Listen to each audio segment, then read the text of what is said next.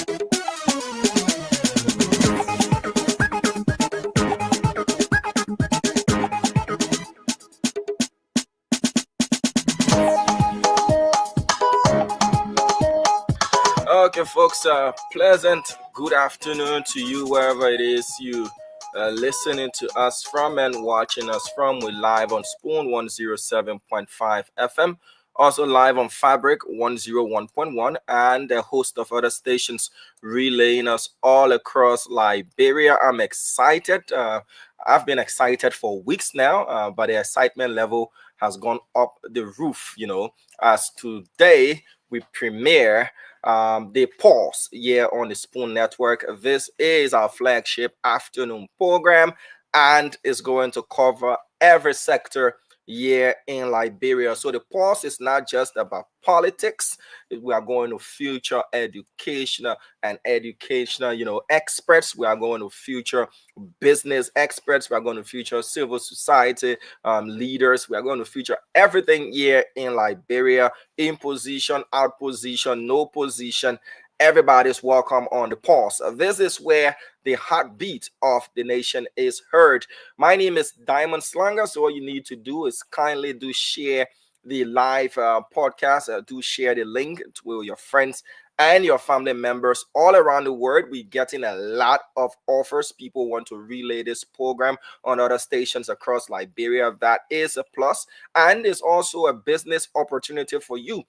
Those of you who've got your businesses out there and you want to advertise your business to a very large audience, then you need to contact me. Let's talk business and how we can advertise your goods and services here on the pause as well. Today promises to be a very, very interesting program. We'll be featuring as our guest Mr. Stanton Alexander Witherspoon Sr., the founder and former CEO of the Spoon Network, in a tele-or interview. So for the very first time, Mr. Witherspoon has given us the green light. He's going to appear on the program and not just talk about politics, but also the legal proceedings that he's currently involved with there in the United States of America. In the Stellar or interview, he's going to tell us everything, what he knows, what was his role, where are we now, and every other thing that you need to know concerning this particular case. Folks have been waiting to hear all of this, what's going on with Mr. Witherspoon? Why hasn't he spoken? When is he going to speak? And we've been privileged enough to conduct this interview with him at around 4 p.m. our time. And he's going to tell us not just his involvement in that legal proceeding there in the U.S., but also his stance on politics here in Liberia. So if you want to hear it all from the house's mouth, then this is the place you need to be. This is the program you need to listen to. This is the program you need to share with your family and friends. And it's not going to be about they say, who say, he should say, and she say, or all of that. It's going to be live as well. We have an entire program lined up for you today. We'll bring you up with the lineup, what we have planned for you today. But let's go quickly into the weather forecast for Liberia with the hours remaining. So according to BBC weather, it says sunny and a gentle breeze. We are aware that we're in our summertime here in Liberia. Someone said our dry season is our own summertime. So according to BBC weather, from 3 p.m. up to 6 p.m. this evening is expected to be sunny as well. And from 7 p.m. tonight to the early hours of tomorrow morning, we should expect it to be, a very, very clear nights and clear skies across Liberia with, chances of rain at about 5 a.m. tomorrow morning. That is according to BBC weather. Humidity is at 63% and visibility is moderate. Yep, yesterday we did get some showers across the country, even though we are in our dry season. Well, we do get showers as well. I'm talking about the USD rate in the country. Yes, again, that has been a debate all across Liberia. The rate keeps, soaring, and the central bank has said it's due to holiday shocks and all of that. But the current United States dollars to Liberian dollars, rate is, according to the central bank, their latest update was on the 15th of January 2025. And the Central Bank of Liberia says the buying rate is 188 Liberian dollars, equivalent to $1 United States dollar. So the buying rate is 188 to $1 United States dollar, and the selling rate is 190. That is 190 Liberian dollars, equivalent to $1 United States dollar. That's according to the Central Bank of Liberia. Well, other places you go, you find out the rate is 190, 192, 193 is reading clearly on the Central Bank's website and on their Facebook page that these rates are not set by the Central Bank of Liberia. Rather, it's based on a survey, and the Central Bank comes up with what the rate is in the country. Well, let me say hi to Sori Jabi watching us. Hello to you, Chris Makundu. Please do share the show. Amos Twe Picking Foley, hope you're doing great. Othello Grisby is also watching us this afternoon on the program. Savo said I'm the first watching. Prince Wamoba, Bole Wisdom Gibson, J. Alaska Peters, Afonso Great. Hope you're doing great, as your name suggests. Ephraim Windor is watching us from Chicken Soup Factory as well. Jackson Moore Dumo is watching us from Jacobtown, Monrovia, Liberia. Amos Kewu, Cephas Mopo, and the rest of the folks. So what do we have lined up for you? We have hot off the press, a lot of things happening in the country. We'll be cutting across Liberia to speak to our counter correspondents to tell us the latest news from across Liberia. But let's go to trending stories in Liberia. So the capital arson suspect and others have been charged with multiple crimes, according to our judicial correspondent, Melvin Jackson. Melvin is going to join us live from the grounds of the Capitol to bring us the latest in that particular development. Okay. All right. Okay. So that was just the message that I needed to get. Mr. Witherspoon has confirmed again that he is coming on at 4 p.m. So the suspects in the capital arson case have been charged. So we'll be speaking to Melvin Jackson, who is our judicial correspondent. Melvin is going to bring us up to speed with the latest from the grounds of the Temple of Justice. That's where Melvin is for us, and Melvin is going to bring us up to speed with the latest in that particular development. Liberians woke up, to the shock of the Capitol building burning, fumes of smoke, thick smoke, all in the air that fateful morning. And so far, the government has charged suspects, charged them with arson, theft of property, criminal conspiracy, and the rest. But Melvin Jackson is on the line from the Temple of Justice. Good afternoon to you, Melvin. How are you doing? Good afternoon, Damo. What's the latest? Hello. Yeah, you live, sir. What's the latest on the grounds of the Temple of Justice involving the alleged arson attack there at the Capitol? Thank you, Damo. Like we be reporting, following the filing of the writ of prohibition by the state lawyers, wherein they wanted the Justice in Chamber to review the decisions that were taken by criminal court B judge, Judge Kogbe Nutas. Today, the justice held a conference with the parties, and following the conference, he issued a 1 hour ultimatum to have the defendant be released and told the court for onward determinations. So that was being dealt with, and then he was brought before the court, and in that same vein, the prosecution did issue the writ on him. So as we speak, he is currently before the Monrovia City Court. So while he was there, and the police also forwarded to court another guy called Eric Sensei. So Eric Sensei is currently before the court too, as one of the suspects in the alleged burning of the Capitol building. What are the charges leveled against those suspects, and what are the names of those suspects, Melvin? So we have Thomas Enbridge, we got Thomas Enbridge, we got Eric Sensei. So they both and the others are large. They were charged for criminal facilitation, criminal attempt to commit murder, criminal mischief, arson, and a whole lot of different crimes. Now, what's the next step? As you said, they're currently before the Monrovia City Court. What's the next step in that proceeding that is currently ongoing? Yeah, so today the lawyer pray for them to be brought before the court on Wednesday for some summary proceedings. So following that, then the next step will be determined by the court. But as we speak, they are still here at the Monrovia City Court, and any minutes from now or hour, they will be proceeded with at the Monrovia Central Prison, where they will spend some nights, and it will be brought back on Wednesday for commencement of the trial. When you look at those suspects, and I'll kind of love you to repeat their names, how do they look physically, Melvin? Frail, or they look upbeat? Bring us up to speed with their physical appearance as they before the magistrate there at the Monrovia City Court.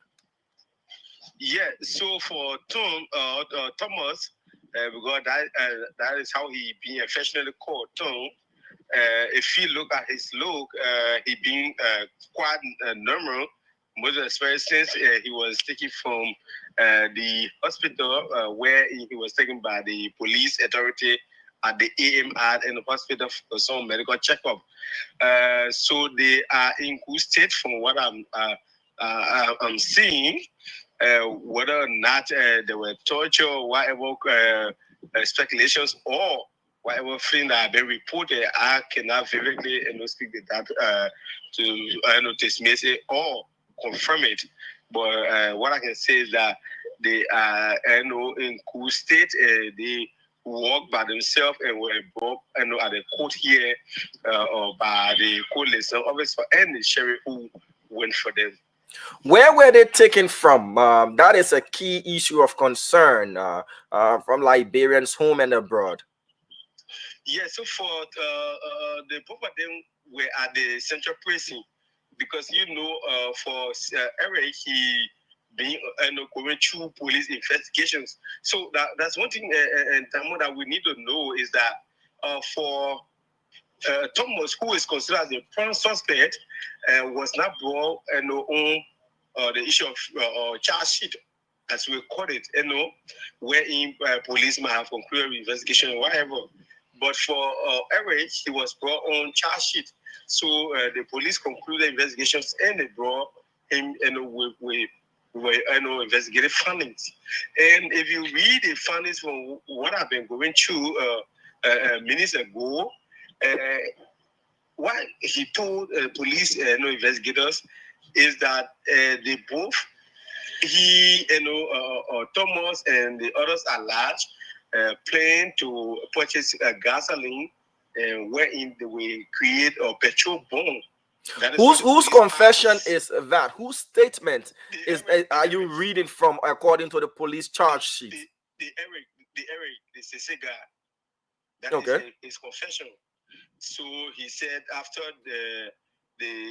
after that entire play initiated from the protest, after the protest wherein they were being chased after, and then they managed to beat on a police officer where they took his arm from him. They gave it to another former EPS officer according to what he told the police investigators.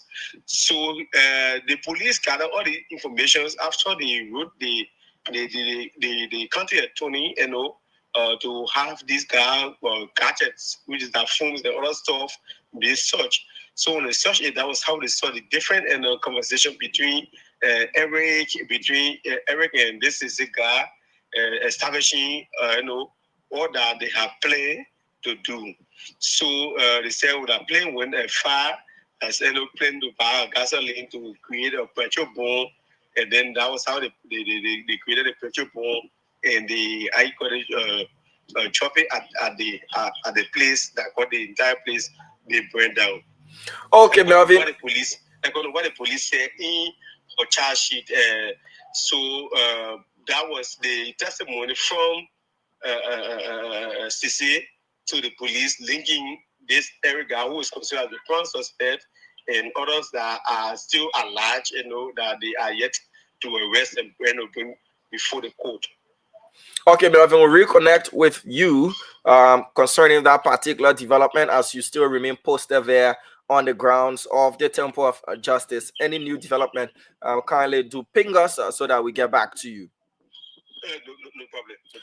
Melvin Jackson is our judicial correspondent there currently on the grounds of the Temple of Justice, where according to documents that we have, documents in our possession, documents that have been made public by the Liberia National Police as well. We want to read out what they've posted. The Liberia National Police, what they've posted quickly. It says that Capitol building fire incident suspects Thomas Isaac Edridge and Eric Cisse have been charged and sent to court on various charges. Thomas Isaac Edridge, age 39, charges arson, release of destructive forces, reckless burning and exploding, a criminal mischief, recklessly endangering another person, facilitation, criminal conspiracy, and criminal solicitation, according to the Liberia National Police.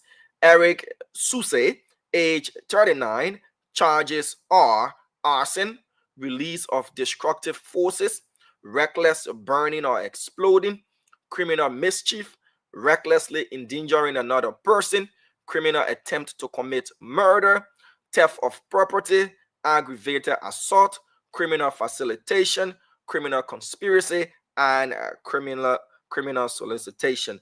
Others are on the run, according to the Liberia National Police, and they've been charged in absentia. They include the chief protocol in the office of Honorable J. Fonati Kofa, Grace Johnson, Maintenance Department Supervisor Amos Kofa, Stephen Burr, Capitol Building employee, and John Yanti, a correctional officer.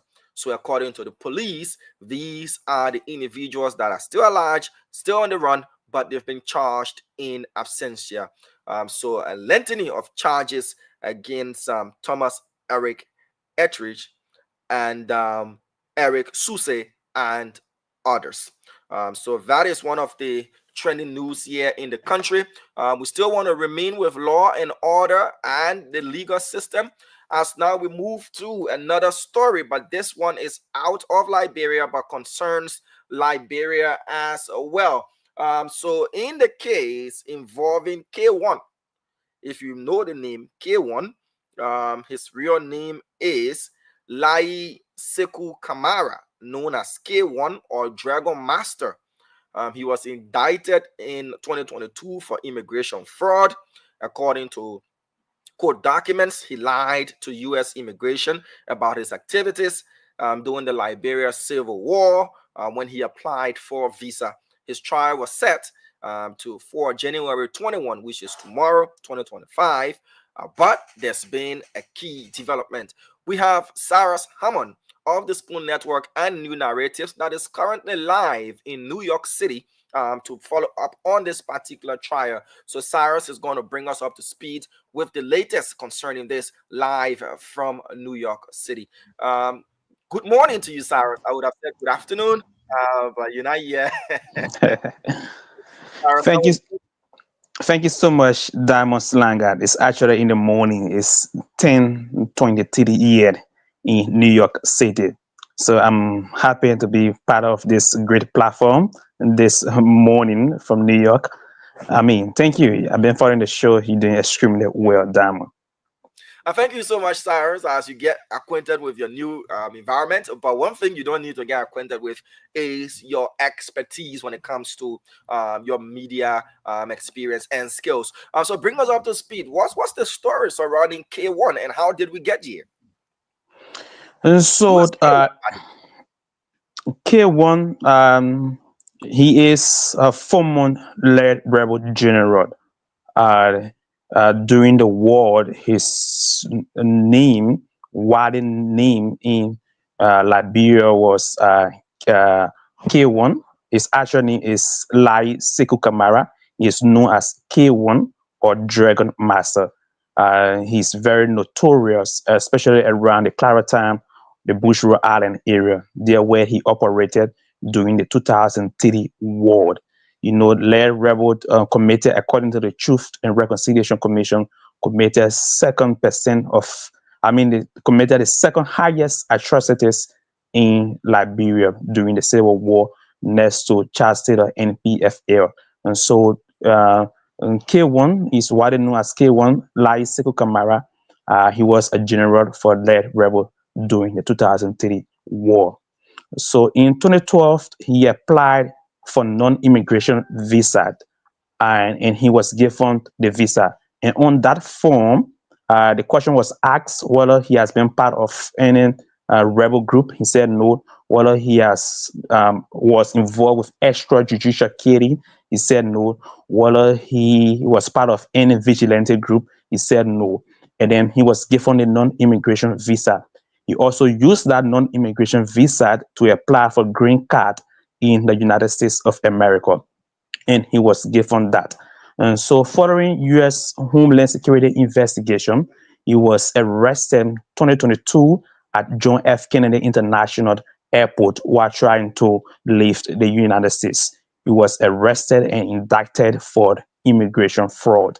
He was indicted with 4 counts, and he likely will face 40 years in prison, and then he should have been fined with 250,000 United States dollars. Initially, he has said he was not guilty, but through the help of Safitas Massimo and the Global Justice and Research Project of Mr. Hassan Bedete, they were able to gather some 17 witnesses from Liberia who should have testified in the trial that should have started on tomorrow.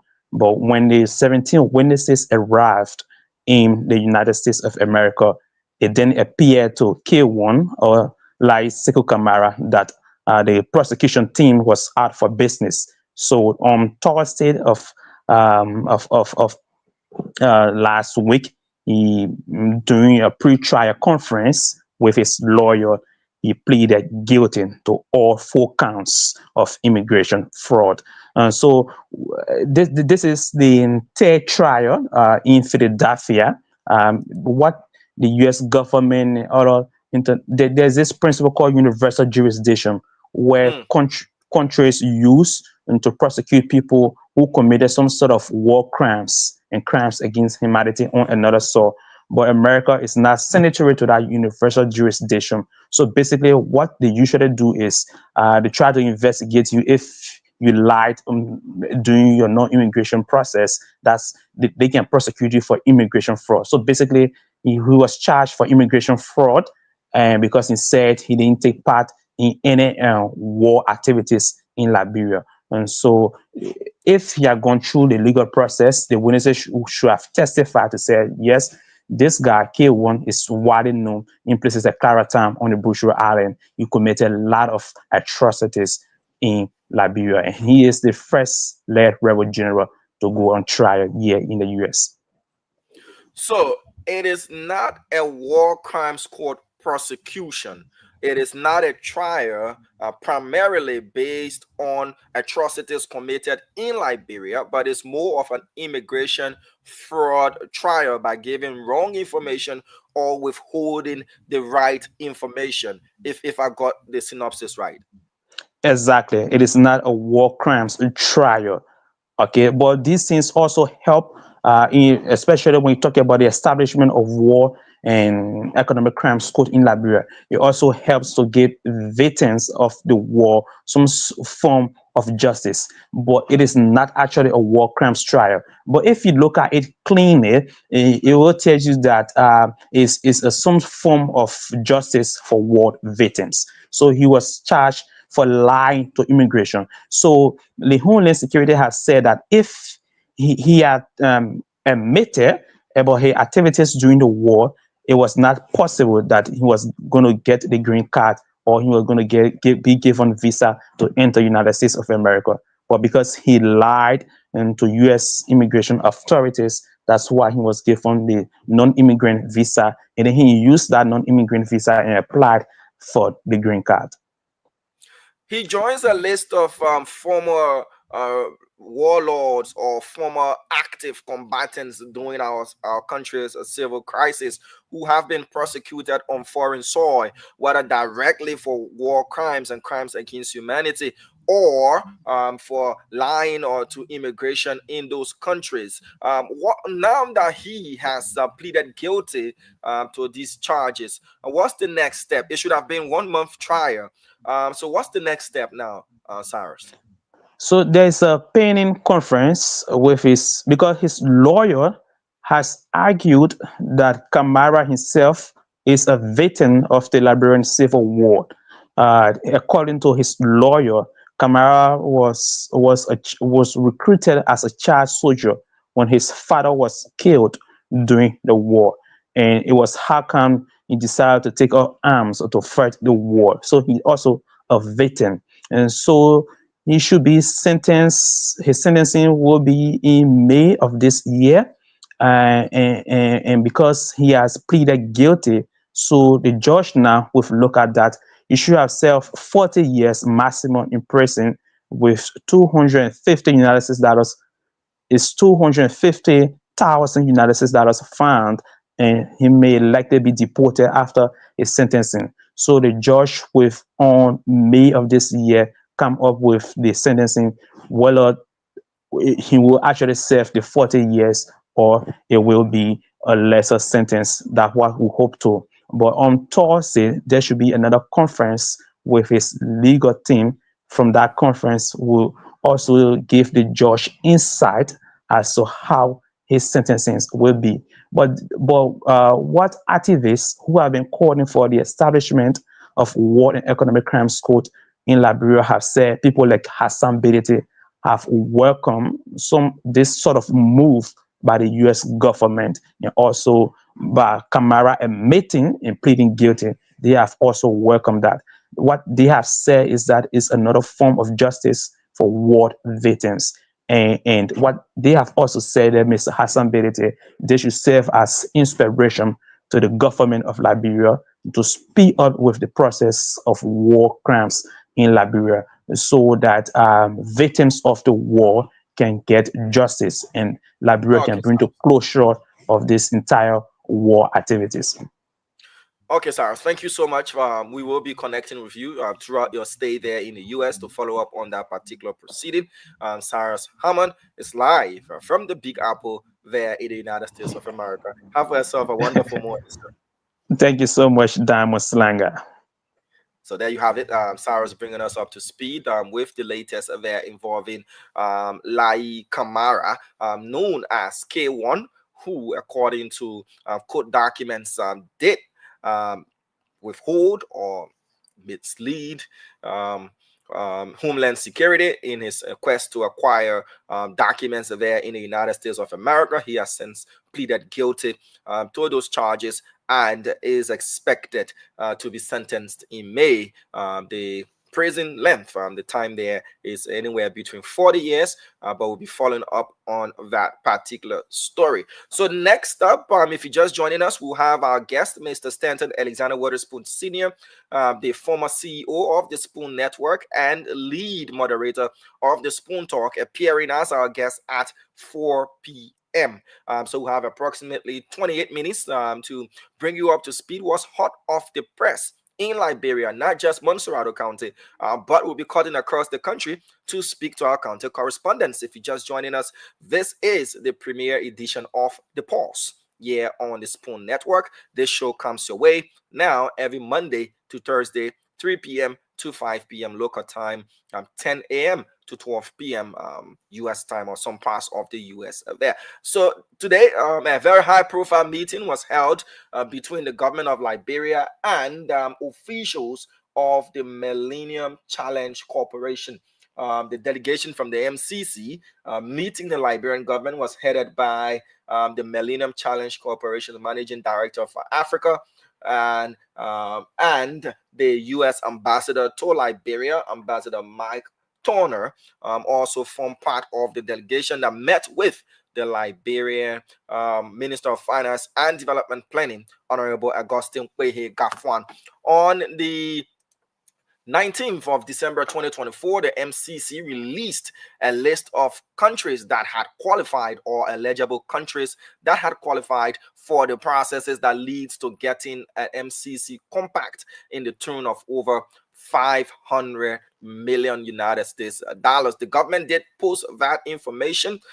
There was some sort of, pointing to a certainty that the government, had secured 500 million in a second compact as a country. We benefited from one compact, and if we do fulfill all of the criteria and meet up with all of the criteria, Liberia then will be awarded a compact. But it does not just stop at that announcement to say Liberia is eligible for a compact and automatically the country benefits. No, there are processes involved in that particular compact situation, and how it works is once a country qualifies for a compact, there are steps to be followed for that country then to become eligible or to be given what is known as a compact. We have Ambula Mame in the background. We're going to bring him on to talk about this high profile meeting, what it means to the country, and what trajectory are we now on to steps ensuring that Liberia benefits from a second MCC compact. Good morning to you, Bapolubo Abdullah Mame. Hope you're doing great. Thank you, Damo. It's good to be here. Good to be one of your first guests on the pause. Thank you, Ambula. Thank you for availing yourself as well. You have a busy schedule, so we'll just go straight into it. So the government has happily announced that the MCC's managing director for Africa, Jason Small, the U.S. ambassador, and others have been having a high-profile meeting with the government of Liberia concerning the MCC compact. You want to bring us up to speed with what are the processes involved in a country having been declared eligible to subsequently and successfully being awarded a compact? It's a long road to success. It's not like going to just pick money from the bank. It doesn't appear like you just pass the MCC scorecard, you selected for a compact, and the next day you receive the money. It's a whole process, and that part of the reason why it's good for the government to speak to the people and make them to manage their expectations, make them to understand the entire process. We passed the scorecard, which is good. We were selected for the compact because the current administration demonstrated commitment to continue reform. And we are now in the process of developing a compact. So basically, the MCC has outlined its area of priority. The government, the MCC, in the next maybe 18 months, will set up an office. They'll be engaged into extensive primary research to understand the constraints in those areas. So a couple of economists will be hired, couples of development practitioners will be hired across different fields. They will come together and they will conduct what they call the constraint analysis.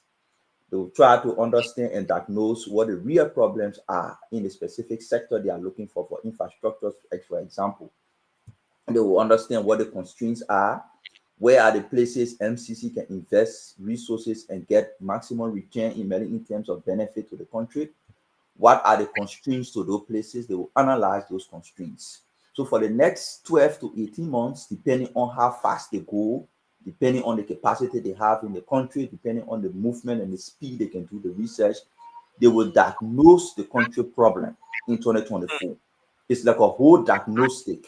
Like you go to the hospital, you know you're sick, you know your head hurting, but you don't know the specific issue that's causing your head to hurt. So in the next 12 to 18 months, economists, development practitioners, other people hired from the Ministry of Finance will work with the MCC people. They will set up an office and they will do a constraint analysis.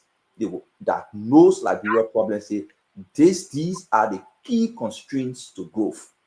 Once they identify those constraints, cost those constraints up, because these constraints are X, Y, Z, the cost to addressing these constraints will be X, Y, and Z. And based on that, the MCC will provide the money to the government. The MCC will provide the resources to begin to address those constraints. So it's a process. It started today. This will include what we call the heavy lifting, the real work of understanding the problem, diagnosing the problem, costing the problem, and getting the MCC to trust the government to provide the resources to address those problems. So it's not just about passing school. It's not just about being selected. You pass a school, that's fine, that's good.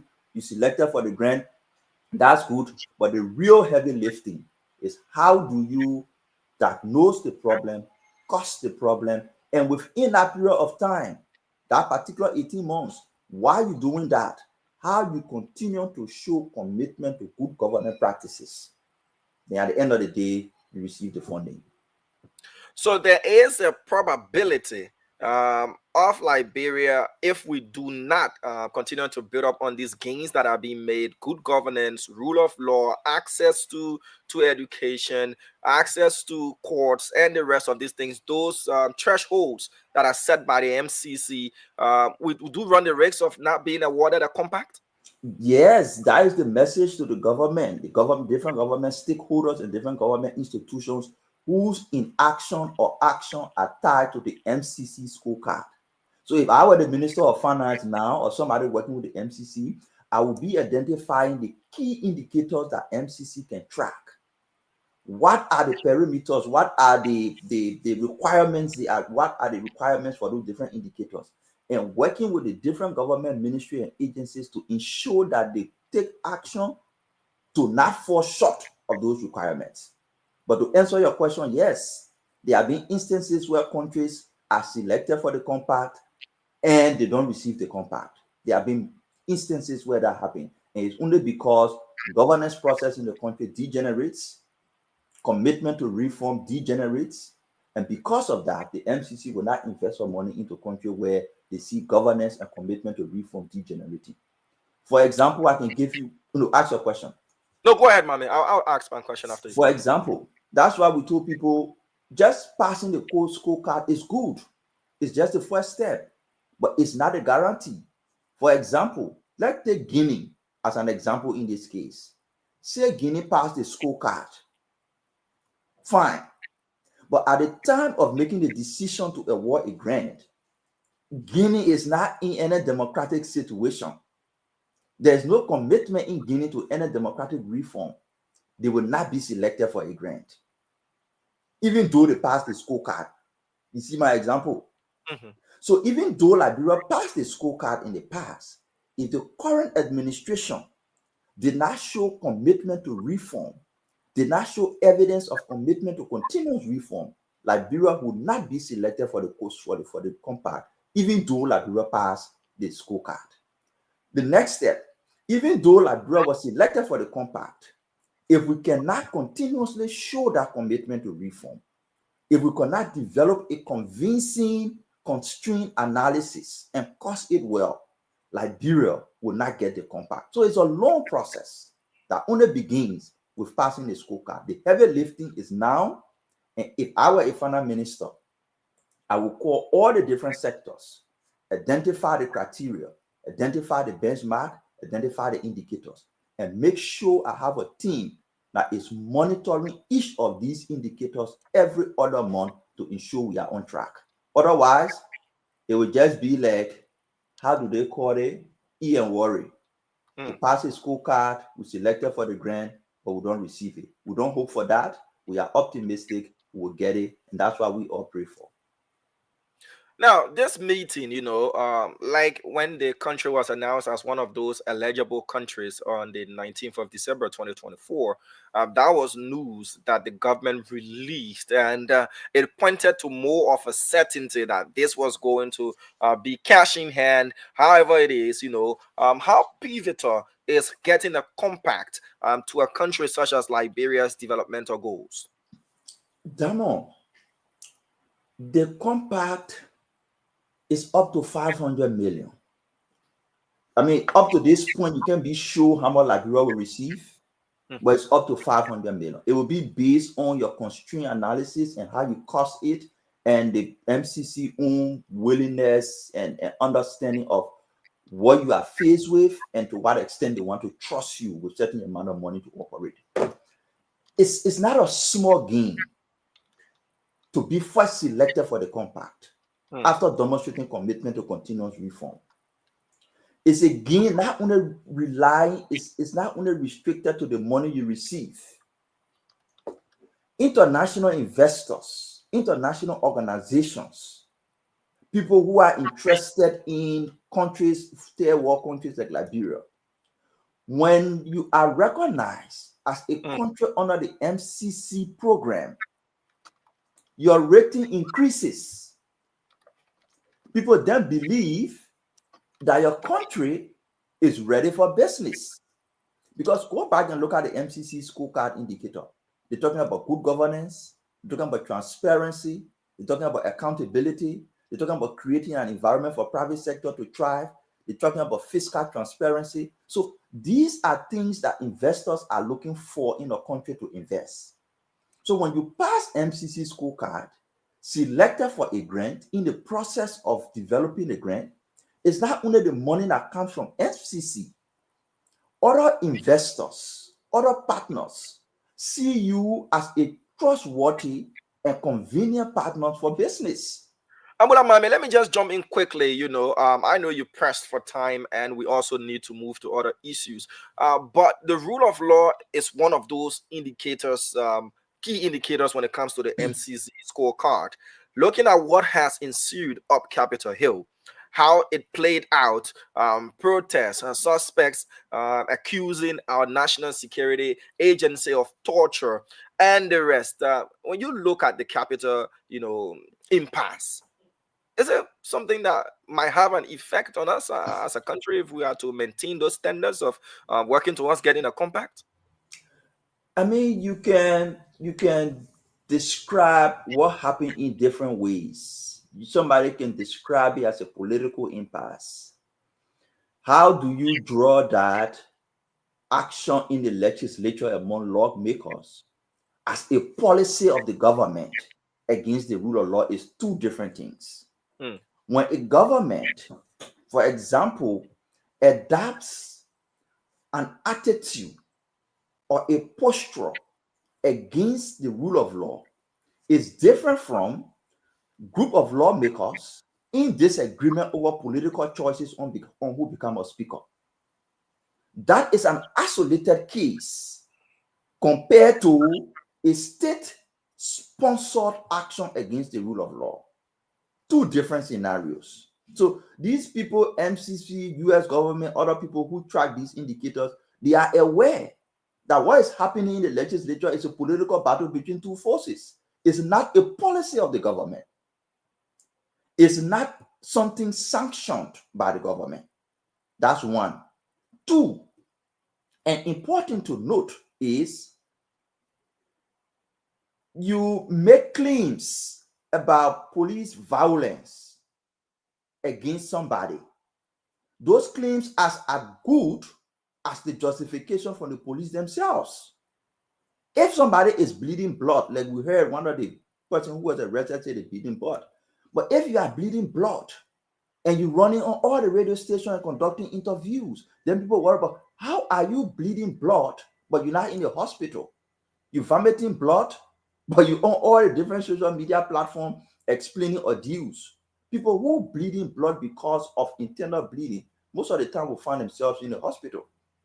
If you took cool water and put it on your face and hold press conference and say you were affected by police and it turned out to be false, if you took pictures from other countries to paint the picture as if they were violent in Liberia and it was like established that those pictures came from other countries, then those who are trying to assess the government's commitment to rule of law will tend to realize that there is a scheme of things here that is not just as good as they're trying to paint the picture.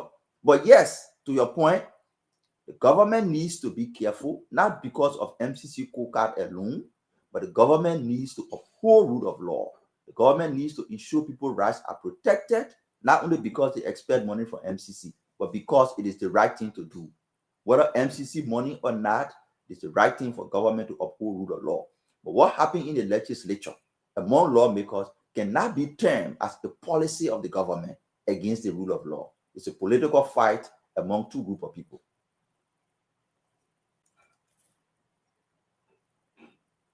Jamo, are you there?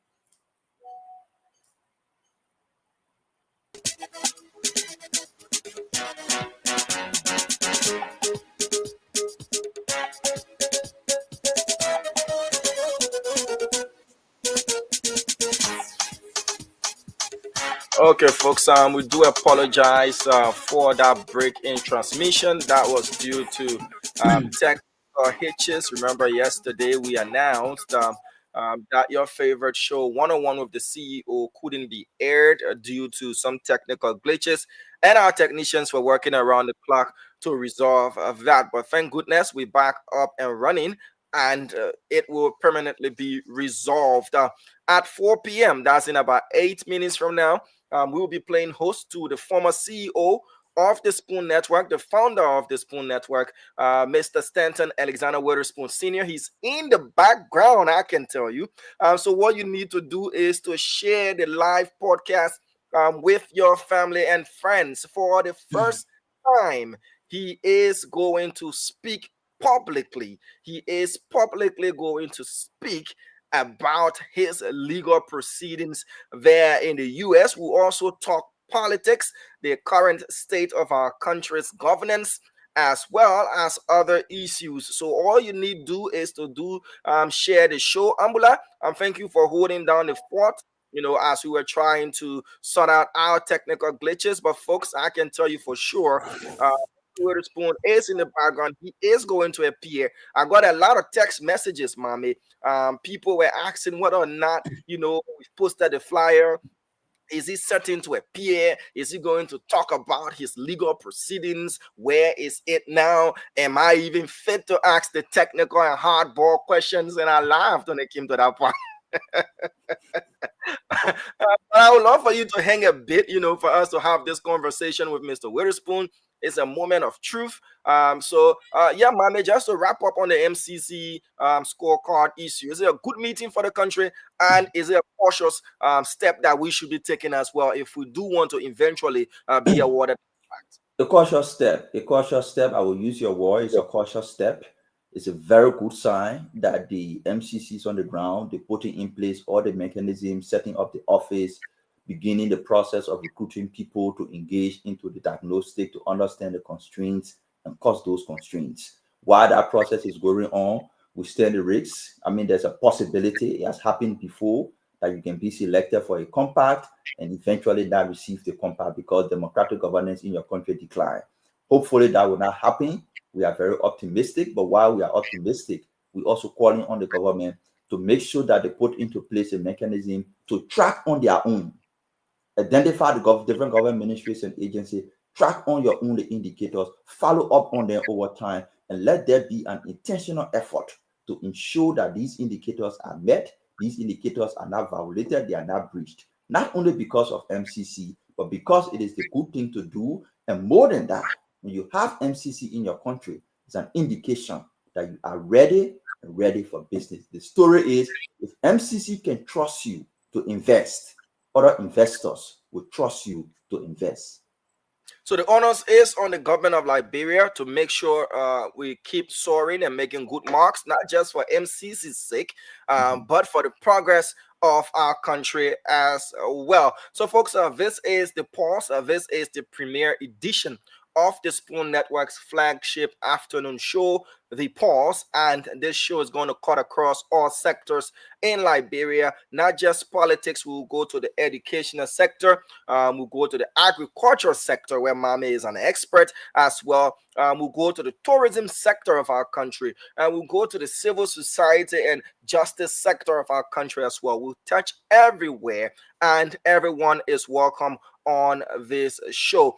If you do want to advertise your business, your goods, and your services, this is the opportunity for you as well. We opened to advertising your goods and services, as well as providing for you bespoke packages as well. So what you want, we can tailor your advertising package to your need, and you reach a very large audience. There will definitely be the participation of the audience, home and abroad. Once we open the phone lines, you tell us what's on your minds as we await Mr. Stanton Alexander Witherspoon Sr. He's our first guest to be featured. Mame popped in to give us, his expert knowledge of this meeting that has been held between the government of Liberia and the Millennium Compact Corporation as well, the Millennium Challenge Corporation, I should say. So before we bring on Mr. Witherspoon, we want to talk sports a bit. Ambula Mame, your beloved, is it Bapulu?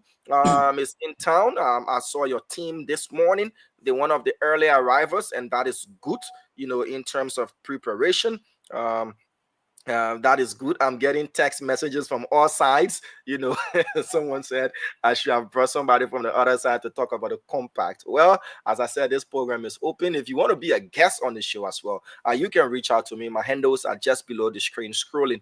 You can contact me on WhatsApp. If anything is happening in your community, be a whistleblower. Whatever it is that you want to do, reach out to us. And once it meets the criteria, we'll definitely put you on the show. All right, so talking sports quickly, let's bring on Sylvester Worry. He's our chief sports analyst here at the Spoon Network. The knockout stages of the National County Sports Meet will kick off on Saturday with some heavyweight matches, heavyweight clashes scheduled for the nation's biggest sporting event.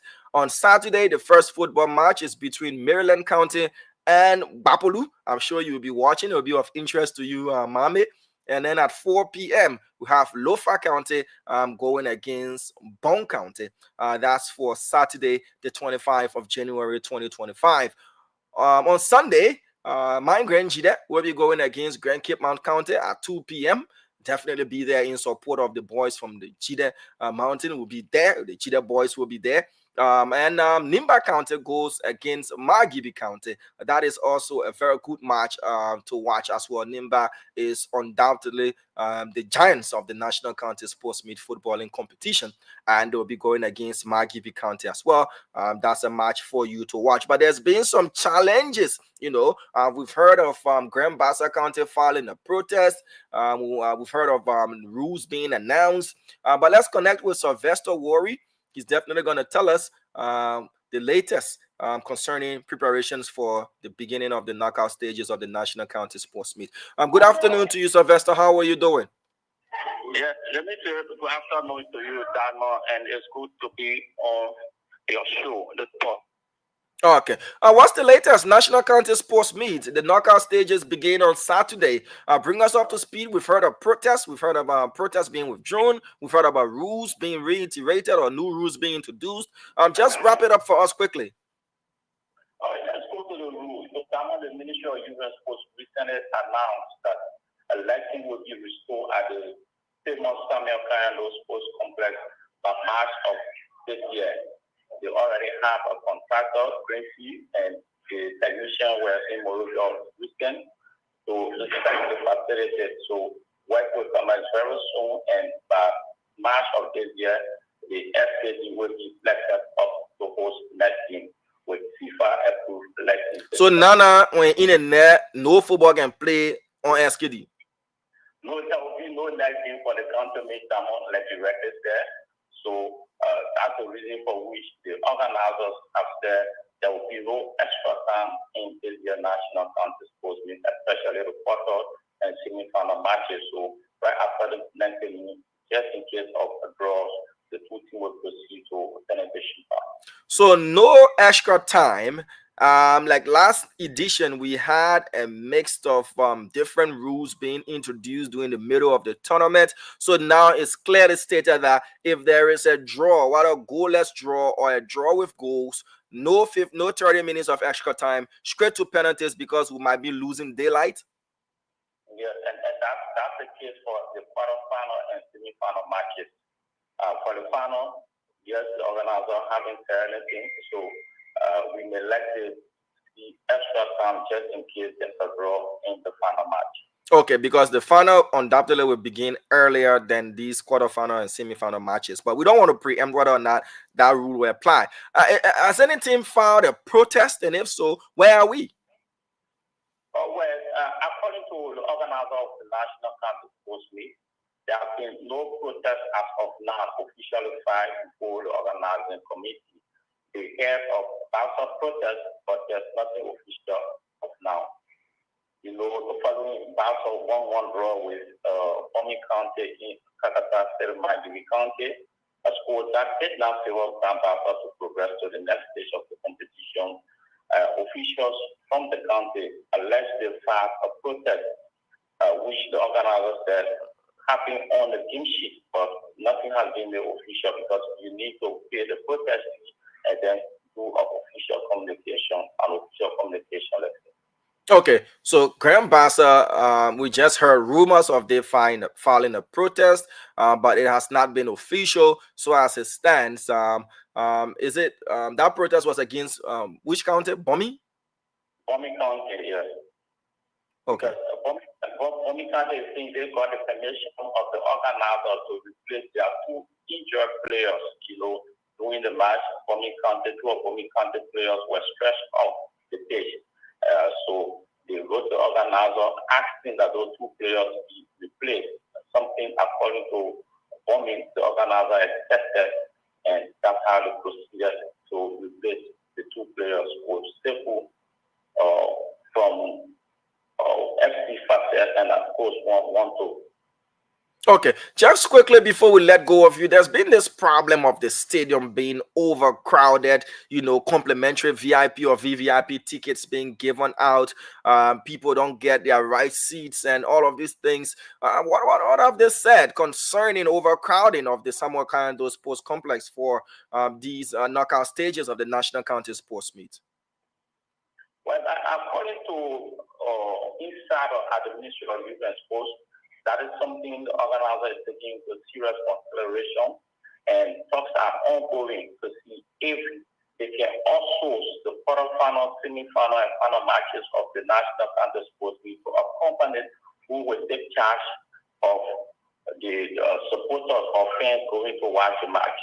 Because in that case, they will know exactly how many taxes to give out, and also know who can access or enter the stadium free of charge, rather than leaving it in the hands of the Ministry of Youth and Sports. Okay. All right, Warri, which team are you supporting? Well, I'm just from local county, and I will definitely support the local county. No second choice? Yeah, I think the second choice will definitely be Is it a second choice will be Grangedale County?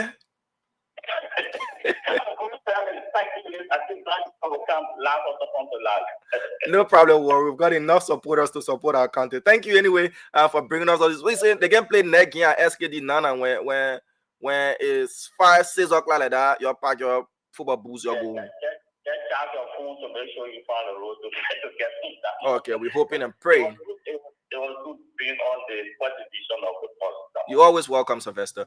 So Sylvester bringing us up to speed with the latest there from the National County Sports Meet Ambula Mame. As you can see the pictures up on the screen on the 25th of January. 2025. Maryland County goes against Bapolu County in that encounter there, the first knockout match. Then you have Lofa County going against Bong County, the neighbors though. So they're going to settle their matter one way or the other. And then on Sunday, the 26th of January, we have Grand Jida County going against Grand Cape Mounts County. And of course, you have Nimba County, the giants of the National County Sports Meets, going against Margibi County, which too is another team to watch out for. So Liberians are supporting their counties, and others are adapting counties which didn't qualify. But Montserrado, they didn't make it back to Montserrado. That's the interesting story. I was supporting 3 teams. Fortunately, 2 of them qualified. It was Bombing, obviously. Bomi and Bapolu, and then I added Cape Mount there for different reasons. Reasons that you can disclose? Yeah, reasons that I can disclose. But I like Cape Mount. It's a very good place. I saw the pictures of the different people who were promoting the team. Attractive scenes from all on the beaches and stuff like that. So I got attracted to Cape Mount. Bapolu and Bomi, obviously, I will support them. Those are my 2 counties. So we have Bapolu and Cape Mount in town. I'm hoping to see the final between Bapolu and Cape Mount. That's my prediction. Okay, so Liberians are showing their support through their counties as well, or adopted counties like Mami has adopted, Grand Cape Mount County. For sure, I'm taking Grand Jida County all the way, as we've been doing. We'll continue to do. We want to see our boys do best, better than what they did last season as well. But Bapolu is in town. I met some of the players today. Unofficially, I bumped into them, and coming to town early gives you a room to a more preparation. We are waiting. Mr. Stanton Alexander Witherspoon Sr., he's in the background. He has asked for at least 5 minutes to get prepared, to appear on the show. If you're just joining us, this is the Pulse on the Spoon Network. It is our flagship afternoon program. This show is definitely going to come your way from Monday to Thursday, every day of the week. So we have an array of guests lined up for you. It is not just a solely political talk show. It's going to feature all aspects of society as well. So this is where the heartbeat of the nation is definitely heard. While we wait on Mr. Witherspoon to appear, for which he's definitely going to appear, we now want to go to the counties, Mami, and speak to some of our county correspondents. And coincidentally, we begin from Bapolu County, where Solomon Tibla is our correspondent in that county to bring us the latest from Bapolu, what's unfolding in that county. We'll see if we can cross to Nimba, Grand Bassa, Grand Cape Mount, Bong, and other counties once we have the time accorded us. Let's see if we can get Solomon Tibla on the line. Good afternoon to you, Solomon. How are you doing? Good afternoon, Damo, and good afternoon to Liberians listening to the Spoon Network this afternoon. Okay. Thank you again. What's the latest there in Bapolu County, Solomon? Damo, as you may be aware, during the campaign, some of our lawmakers who are currently serving the 55th legislature, Senator Amar Kone, made some promises to the people of Bapolu County that if he were given the opportunity during the campaign time, he said if he were given the opportunity, he would have help the county or citizens of the county to improve the healthcare system and that of the education system. So, 3 days ago, he brought in 3 40-foot containers in the county. One, he brought medical supplies to be distributed around the entire county of Bapolu, the entire county. And those material were turned over to the county health team to be turned over finally on Saturday of this month, which will be on the 25th of this month. And he later on brought some educational materials to be named, copy books, pen, pencil, decks, blackboards to be distributed in and around Bapolu County when it comes to the education system, improving the education system in Bapolu County. He made mention not only stopping there, but he brought agricultural material. He said, knowing the fact that Liberia depends on our staple food when it comes to rice. So he brought, yesterday he brought agriculture material for the county to be distributed to farmers who are doing farming in Bapulu County. Okay. All right. What next from Bapulu quickly? Yeah, so Damo, the issue of rape issue in Bapulu County is getting on the rise because we have been following since January of this year. We have reported 3 different rape cases, and it will interest you to know that Damon, in last year, to be specific, in December, 2 persons were sentenced to 40 years and 50 years imprisonment at the from the 16th Judicial Circuit Court. But people are concerned as to why these things are still happening when people are facing the full weight of the law. So on January, the beginning of January, right after New Year Day, 2 persons were forwarded to court by the Liberia National Police after preliminary investigation were conducted, and they will be facing the full weight of the law. Currently, they are being placed behind bar as detainees to be facing a trial anytime soon. Now, quickly to the issue of the donation by your Senator Amara Kone. Just a quick question: legislative project donation or personal donation? What did he say? What's the source of the funding for these donations? When it comes to the source of the funding, he makes us understand the Liberia Medical Mission in the United States of America were able to help him to acquire all of those medical supplies and all other medical educational board in the United States. They're the one were able to help him, because when it comes to the legislative project, he talk about making sure that Bopolu district or Bokomu district is being connected to Gengulara, one of the landlocked district, because Gengulara district is being surrounded by 3 different rivers. In Bapulu, the Simpo River, the Tuma River, and the Via River, surrounding the Gengulara district. So he said his legislative project, the money that was given to him for legislative projects will be used in that direction to make sure he have people commuting from Bopon County to come to Bapulu and other parts of Bapulu County to be commuting in one of the biggest market, they call Paekwele. So when it comes to the legislative projects, he only made mention about connecting some major towns in Gimla district with other districts in Bapulu County. All right, Solomon, thank you so much for bringing us up to speed with the latest there in Bapulu County. We hope the issue of rape is minimized in Bapulu and Liberia at large. It's a sickening thing, to see and to hear such unfolding. But thank you anyways. So, Dama, thanks for having me this afternoon, and thanks for giving me the opportunity to inform our people who are listening to the Spoon Network when it comes to happenings in this part of Liberia. Thank you again. So Solomon Tibla reports for us there from Western Liberia, to be precise, Bapulu County. We do have Mr. Stanton Alexander Witherspoon Sr. Once he's set, he'll give us the green light. He's our first guest. He is going to speak.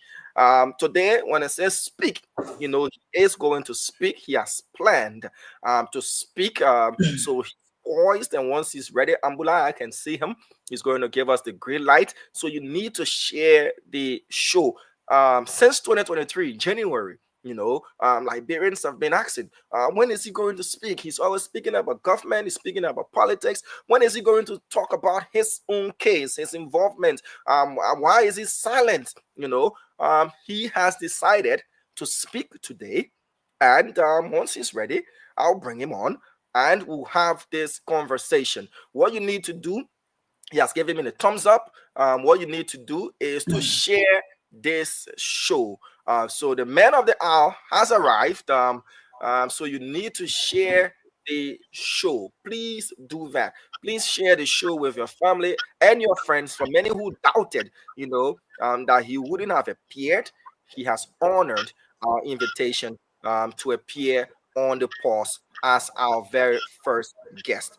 So please share the program. Please do that. Please do that. Please do that. We'll begin this interview in 2 minutes. Ambula Mame is here to also, be a part of the process. So please do share the show. In this tele-or interview, Mr. Stanton Alexander Waterspoon, the founder and former CEO of the Spoon Network, has decided to talk. Good afternoon or good morning to you, sir. Good morning from my end. Man, you entrapped me with Angola. I didn't know Angola was coming. Yeah, that's what we plan to do. I'm afraid of this guy, Dama. I'm afraid of Angola, man. No, don't be afraid of what we plan to do, because Dama, Dama is a journalist. He practicing, so he will try to be. He wants to stick to the rules. So the same way you can hold people on the Spoon Show, because you're not journalist, it's the same way I want to hold you, because I'm not journalist yet. So you got to be equal to this. Right, Dama? Of course. But good morning to you, sir. Good morning, gentlemen, from my end. And again, I'm 13 minutes late. I had to wake up. Usually my time is 8:30 Liberian time, 4:30 our time, or 4 o'clock our time. So I'm here. It's all good. Thank you for inviting me. And again, congratulations to you, Dama. A lot of people calling me asking for your show phone number. I hope you can share with me, that I can share with them. And it's a great thing that you have your own show. I'm proud of you. I'm happy. And I wish you luck. There's no comparison. Please do not compare yours with ours. No. Else you'll stay under the water. There's absolutely no comparison between the two programs. That's a fact. But thank you for according me the opportunity to the network as well for making this happen. Coincidentally, Mami, this is my first interview with Mr. Waterspoon. In 2020, when we launched the Spoon Network, when we were on Thames Street, I conducted his very first radio interview on Liberian airwaves. And today it's an honor again to have him on the program. So we are going to go into all of what it is, beginning with the man himself, Stanton Waterspoon Senior. So my first question to you is, we've heard about the man Stanton Waterspoon Senior. We've seen him moderate the Spoon from Corona, updates to evolving into undoubtedly the country's biggest political talk show. But who is the man Stanton Alexander Waterspoon? Okay, I believe, listen, Diamond, everybody in Liberia probably know where we came from. From a humble beginning, a humble background, and just having fun. When I went to Liberia, I said, listen, we just got to do something, have fun. And through the coronavirus, God can bless anybody, reach out. And here we are today. I'm not your big politician. I'm not your everyday guy. I'm humble. I love to go down, to joke, have fun, and just have a great time by having fun. Never drank in my life, never smoked, church going, but something about Liberia that I want the people of our generation to achieve. So in this regard, I thought of having a platform. I thought of creating more radio stations, not only 3. We're targeting maybe like 5 to 10 radio stations. But yet come the past government say, oh no, it's too much. We can't have that many radio stations for one individual. But it is what it is. We have 3: Fabric, Super, and Spoon. And the Liberian people have they have realized that the radio station is the best thing ever in politics and out of politics. So, Dama, listen, I'm just Opal, I'm Stanton. I'm the beginning. I was born beyond MTA, grew up 1990, went to Newtown, and and at the age of 25 or 20, 24, 25, came to the state, and I am today. It's just a blessing. Okay, So all right. Let me ask. I heard you went to what is school name? Wellhurstone. What about this Wellhurstone? Dillon went there. George Weah went there. Stanton went there. I know one of my uncles. He went there. What about the Wellhurstone? The name is not known for good things, but good people come from there. What's about it? It's good that you're saying good people. I'm more going to be getting all of Wellhurstone. So you acknowledge that George Manawea is a good man. Oh yes. You acknowledge that Delon is a good man. But there's none that is good though. But we all strive towards perfection. the fact remains is that may his soul rest in peace. One of the founders just passed away last week. Yes, Andrew Wells. May his soul rest in peace. That followed that. But it's a good thing that Washington was a school that Mr. Bowman, Mr. Myers, you know, they bring in everybody. It was for the poor people, I would call it. If you couldn't get to the Zion, if you couldn't get to the CCWA, if you couldn't get to, you know, the convent or that of the Catholic school all around, you know, Washington was just like a dumping camp. You know, you play soccer, you don't have time. For me, out of 9 children, I was the last boy, second to the last. I was the 8th child. And the war came, and my father got blind. He couldn't afford, and you know, it any longer to pay our school fee. He knew Mr. Bowman very well. And he took me, he said, let me take you to my friend. And he took me to Mr. Bowman, you know, he was blind. I had his hand. And he said, listen, Mr. Bowman, you know, I'm blind. You got to help my son. That's my last boy. You know, I did, you know, 9th grade. First of all, he took me to Zion. The principal that just died, the Zion principal, Freddie Fred, and, you know, but at the time the school was jam-packed, and Mr. Fred said, can you come next year because the school is jam-packed right now. We can't take another student. And he took me to CWA. And John Russell said to my father, listen, we just closed registration, but I can promise your child that he can come to the CWA for the scholarship.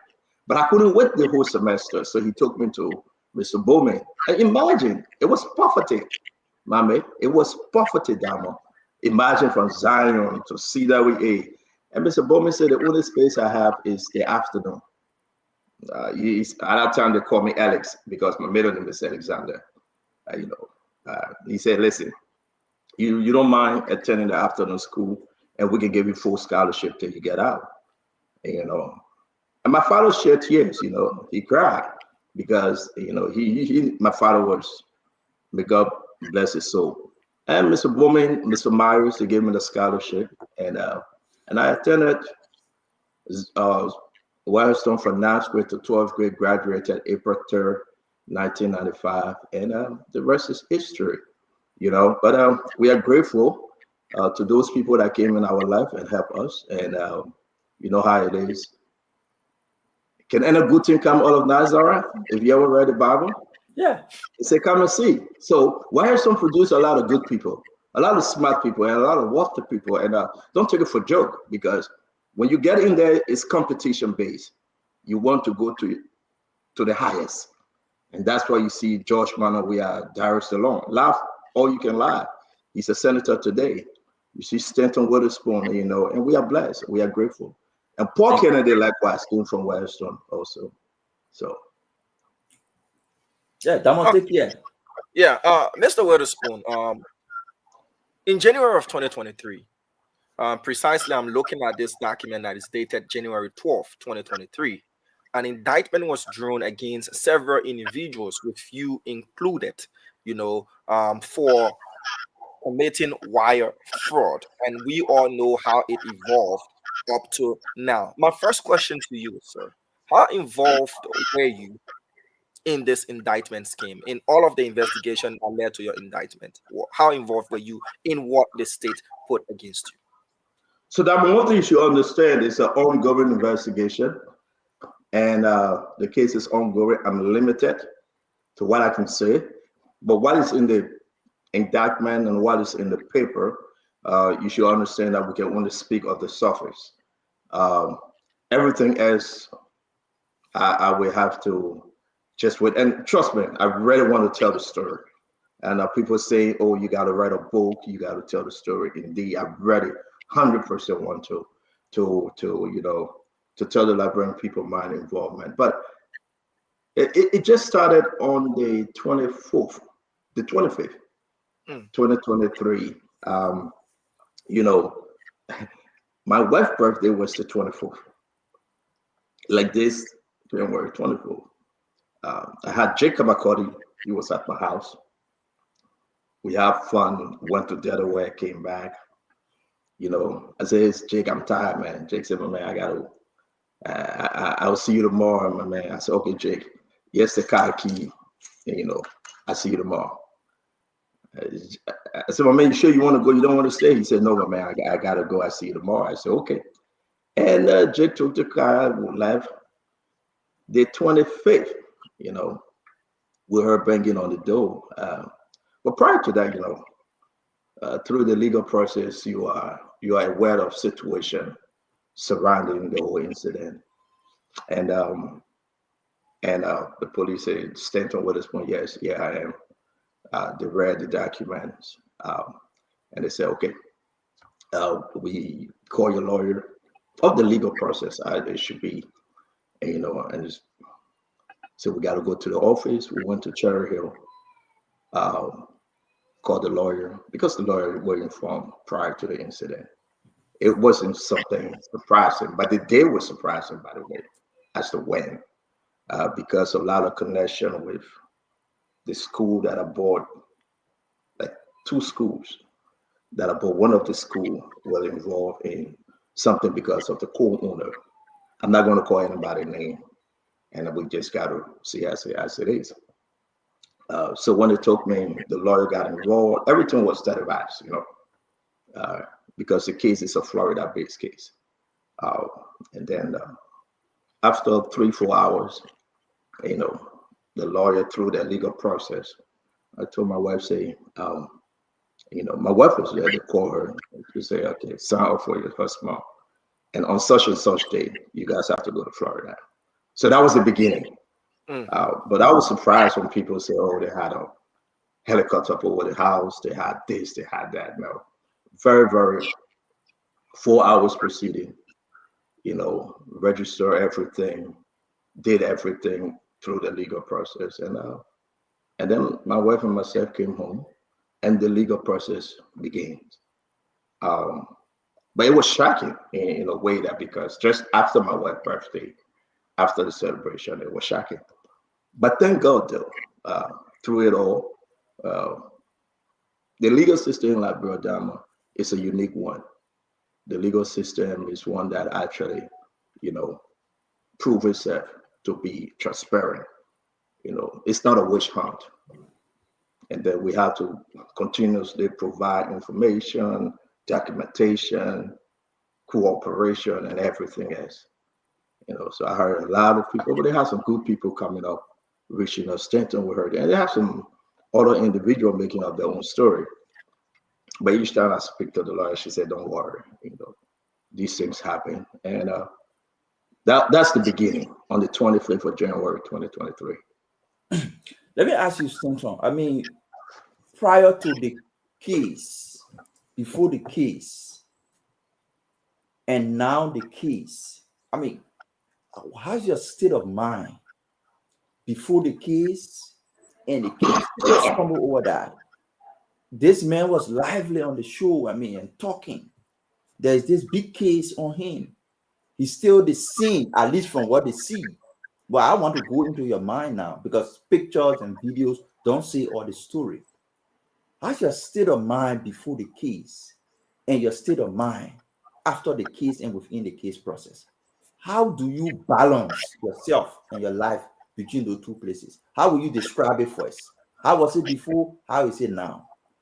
Mohammed, you asked a very good question. And again, thanks for joining the show. The show has become a therapy to me. Most people don't understand. The show itself coming over here and a lot of good Liberians, reaching out that they want to see me on the show. So when it started for the first time, I asked my lawyer, I said, "This is what I do. Should I do it?" She said, "You're free." She said, "You can do anything, and you just got to be within the confine of the law. But this is nothing." But each time you sit alone, you sit by yourself, you look at yourself that you would travel, that you're seeing things that you want to speak to, and you just kill yourself in the corner, and it's not a good thing. The show become a full therapy. The support of my wife and my family first, the support of Dr. Richardson, and I will say something to you. The first group of Spoon Talk, we have the Ben Sanvi, the Timbaland George, the Peabody, the Kev Hassan, Dr. Richardson. When that time came and they said, "Oh, Stanton, don't do the show no more." I thought it was a good idea. For 1 week or 2 weeks, I was off the show. But then it's like I was going mad within myself. Mad in a sense that I'm not crazy, mad of being lonely, right? Mad of just sitting there and everything is unfolding. You want to see things, you want to talk, but you can't talk. You can't talk. And the mindset now, Damo, is like, okay, listen, I was in my house, I was free. They gave me a certain restriction, of course. But am I going to just sit? So then I talked to my wife, can I do the show? She said no. But the worst part of it, the guys that I trusted, I'm not going to dwell on that too much. They said, but Stanton, you got to leave the show. So why? Oh man, it doesn't look good. Because people anticipation that Stanton will go to jail in the next few weeks, right? Or in the next few months, right, Damo? But then I'm like, I'm not just going to sit here. I have to be part of it. But Dr. Richardson said no. At the beginning, Kev Hassan said, no, Stanton, you can't stay. McGill called me. Leaders called me. We'll talk about the President Waka time when we get there. We'll talk about his involvement and his encouragement. We'll speak. You could hear his voice. He was trembling. His hand was trembling, but he was very encouraging. His wife was praying like crazy. And all of these things is like, I said, okay, you know what? I have to make a decision. I have to do the show. Day number 1, day number 2. And then I began to feel myself again. Then when I began to come up again, I began to understand that, yes, I'm connecting with my people. I'm connecting with them. So you asked me, it was, listen, it was tough. It was really tough. The first 6 months, it was tough. Then when people begin to say the worst about you and they begin to leave you, then you understand and say, "Ooh, this is life. This is what happened." Yeah. What So about how much spending? Before you come in 30 seconds. What about the impact? You talk about the impact on you, but what about the impact on your family? You're talking about properties being, seized, your children and the rest. Tell us about the impact on your family, your friends. Obviously, you talked about your community and your inner circle. We saw a lot of people departing from you, disassociating themselves from you. But talk about the impact on your family as well. May God bless my wife. She's very strong. With all the wickedness and bad thing as a man, Diamond, but Mama, man, she stood there and she continued to stand strong. So I always say this, even if I pass on today, God forbid, don't ask my wife any question. She make the final decision, and everything I ever own or we ever own belongs to her, because she's a wonderful, wonderful wife. My daughter, she was in Rutgers at the time. My other daughter was in Pennsylvania to Bernarton. My son, at the time, he was in 7th grade in the middle school over here. It had a great impact on the family. My mom is 7 minutes away from me, my sisters, my brothers. It had a great impact. But guess what? Both here in Liberia. My children, you get Samuel is in Europe, Dama in Liberia. They were concerned, but it had a greater impact even on the current CEO, Madame Titi. That woman almost died. But again, Dama, it was only God. It was only God. Because let me say this, that morning, the banging of the door, my son he get up 6 o'clock. He was up, getting ready to go to school. My other daughter went outside and they couldn't allow her to get in her car to go to school. They said she should wait and she should call me. So she waited in her car, and she didn't go to school that day. She called me before they allow her to go to school. You know the whole routine. So it had the psychological impact. And with the family. But going to church where you have pastors, God bless Pastor Jimmy J. of the Jubilee Christian Worship Center. God bless Pastor Raymond. Pastor Raymond was like 11 years forever. He would come all the time, and people were praying. That's the impact it had. But the kids, in this country, as time goes on, and continue to pray, and continue to tell them the truth.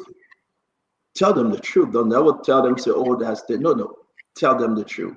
They will realize that that's what it is.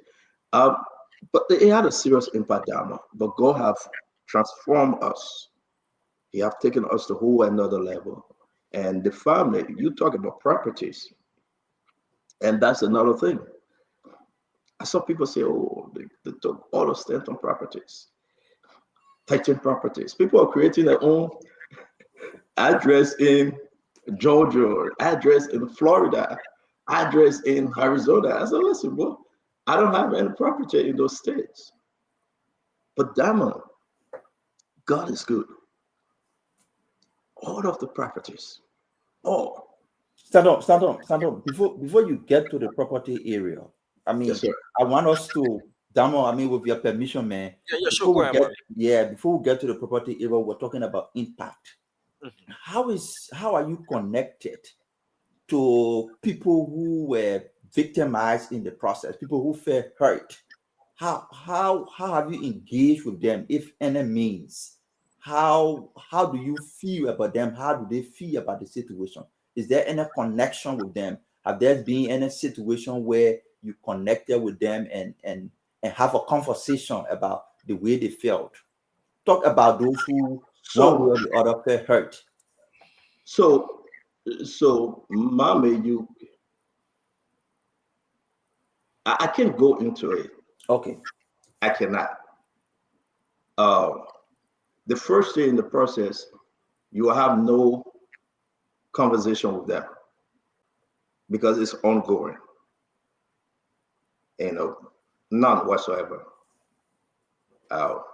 Because if you talk to them, legally, you'll be having a breach. So I have no conversation with them. But they have redirected most of them to the state. So you can only channel your concern, through your legal representative to the state. But I cannot call them, and if they call me, I cannot answer. But most of those stuff have been taken care of, through the legal process. But let's just keep it like that because it's ongoing. At the appropriate time, we will explain better. But I have no direct connection, no direct conversation. Yeah. Understood. We saw from the case for which for some of us who are connected to you have been following religiously. It did have an impact on me, honestly speaking, because people were calling, not just to taunt, but to tease, that, okay, this is what it is. You connected. That's the reason you were riding a big car and all of these things. But I want to bring you back to the deferment, of sentencing that has gone to April. There's this question that people need to know and get to know. What's causing all of this? And if so, is it in your interest? Then to be direct, are you going to be incarcerated?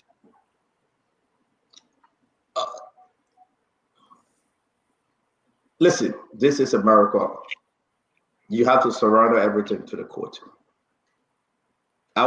You expect me to tell you yes or no? I'm not a judge. I cannot. There is no background investigation to guarantee you and say you will not or you will. But we are prayerful and we're hoping for the best. And I hope this answers your question. Again, I will remind you continuously, it's the limitation of my answer today. But I'm prayerful, and we're hoping for the best, because there will be no way, you expect me to say no or yes. No, but why is this being postponed continuously? I mean, it's the working of God. Since January to January, been 2 years. And, it will be over 2 years. You are asking for the properties. All of the properties is they didn't take any. We are grateful to God. They didn't take any. That's a breaking news, Tantron. Let's stretch it out. All of those properties that we saw being posted on social media and the rest, are you saying that those were AI generated or fake, and you're still in possession of all those? No, when you put Stanton Witherspoon, my address will come up. This is what happened on the internet. Some of them were fake. Some of them, people thought that it was good to just manufacture all the properties. But God is good. All of the properties through the business, through the family, those are my wife's property, and everything is. They never took any. The government didn't take any property whatsoever, and we are grateful to God. What sort of support did you receive from Liberia and Liberians who are no way connected to you as family members, but did take in Liberia, so take your Kenya and put it on our head, took your Kenya and set it on their heads as well? What type of support did you receive from Liberia? Massive. I'm grateful to the Liberian people. That's a massive support. A lot. Listen, Dama, whenever I wake up in the morning, during the process, my phone call, when WhatsApp get green or blue, I don't know the color, it'll be over like 200 through. I would just go, thank you, thank you, thank you, thank you, thank you. Up to today, massive support. Pastors, imam, religious group, fasted, prayed, read the scripture, the poor, the rich, politician, non-politician. Don't mind some of these people come on the show and act a little mad. Behind the scene, I can say this to you. The leaders, if they were just pretending, but they reach out. Even most recently. Talking about, because when you say leaders, our minds are running around in circles, and you talked about pretending. So who are those that reached out to you from the pinnacle of society? Okay, so when the incident happened, President Baga was in America, Delaware. Even most recently, when he came here, he still asked me for the case, and we talk. President Baga wife, she continued to pray. President Baga, whenever he called me, you say, nephew, how is it? It's like you update him. It's like you brief him. But sincerely, he prayed continuously. So the whole Bwaka family, Jojo came to my house 3 times already, and he asked me, the entire Bwaka family, some people would think that there's a gap, but no, they are concerned. They pray continuously. Jake, Jake is like a family. He will come to the house. He will stay at 2, 3 in the morning. He will drive. But Jake was here recently again in Texas to attend his daughter's graduation, and they all involved, 100%. So we are grateful to God for the family. Joa Howard Taylor, most recently again, she just called, and again, she's involved. Personal weird, to tell you the truth. He may be like, Stanton did this to me, blah, blah, blah. But Miguel, Edwin Snow, Musa Ability, and, Astam, along with Czech, Youngly, these guys reach out, like Kofa, Richard Kuhn. I mean, everybody. Damn, it's not something to come on the show to say, but they are generally involved. And you know who else? You just remember the name there. Let's say the entire government. No, you wanted to reach mention one particular name. You mentioned a lot of names, and you say you know who else. We already said no. So Dama, your interview had limitation. Well, let me ask you Most of this all, question. before you come in, Yeah. most of all, and that's why actually I'm sorry for today, for the passing of Prince Johnson. 2-3 times a week, Prince Johnson and myself would talk. He would pray. He would reach out all the time. And he would always say, my son, be faithful. God is on your side. And let's just let it be, because people reach out. And people reaching out continuously, not only in politics, the business side as well. Liberians in the hundreds of thousands, they're reaching out continuously. So it's a blessing, man. It's a blessing of God.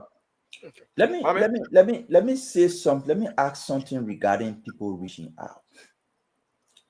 You sit on the biggest platform in the country.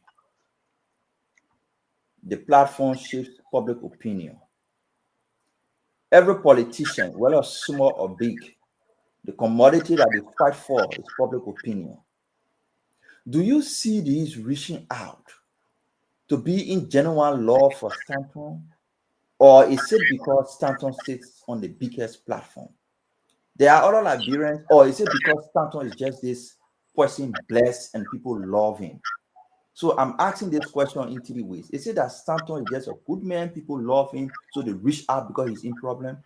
Is it because Stanton sits on the biggest platform and he shapes opinion and politicians like that, so they engage him because of that? Why you think is driving their concern to your case? Is it a genuine concern, or is driven mainly because Stanton uses the bigger platform that influence public opinion? I think it's both, Dama. I mean, Mommy, I think it's both. I think it's both in regards that because we only said, and because of my personal relationship with most of them. And then people can understand, but how can I beat on McGill, beat on Joea, beat on Joa Howard Taylor, and we remove them from power? But it's still reaching out. Then, I mean, you still believe that it's because of the platform we have? It's just because that they are sincere. But don't forget now, most of them also, Damo, they don't want me yet. Most of them will pray that, I'll be out of the network. Because maybe of what I'm doing, speaking against the ills of the country, right? And that's it, Mame. I think it's just both. okay. So we'll transition as we said. We're going to talk about not just your legal proceedings, but also your stance on politics as well. Let's go a bit into. You mentioned President Boakai at the time as candidate Boakai, had your back. Now, what is the relationship like with all of your stern criticism against the Boakai-Koon administration? Do you still enjoy those daily calls from the president? Is your relationship still in good rapport or good standing? How is your relationship with now President Joseph Boakai? My relationship remains the same, Dama. My relationship remains the same. I say, listen, I'm supporting Joseph Boakai continuously, not because you know that I want a job, no. Not because I want him to be the president for Stanton, but I want President Boakai to be the president for the Liberian people. And those promises, what we have said, that he can implement them. If you ask me today, whether I say support President Boakai, yes, I do. I still support President Bouaka.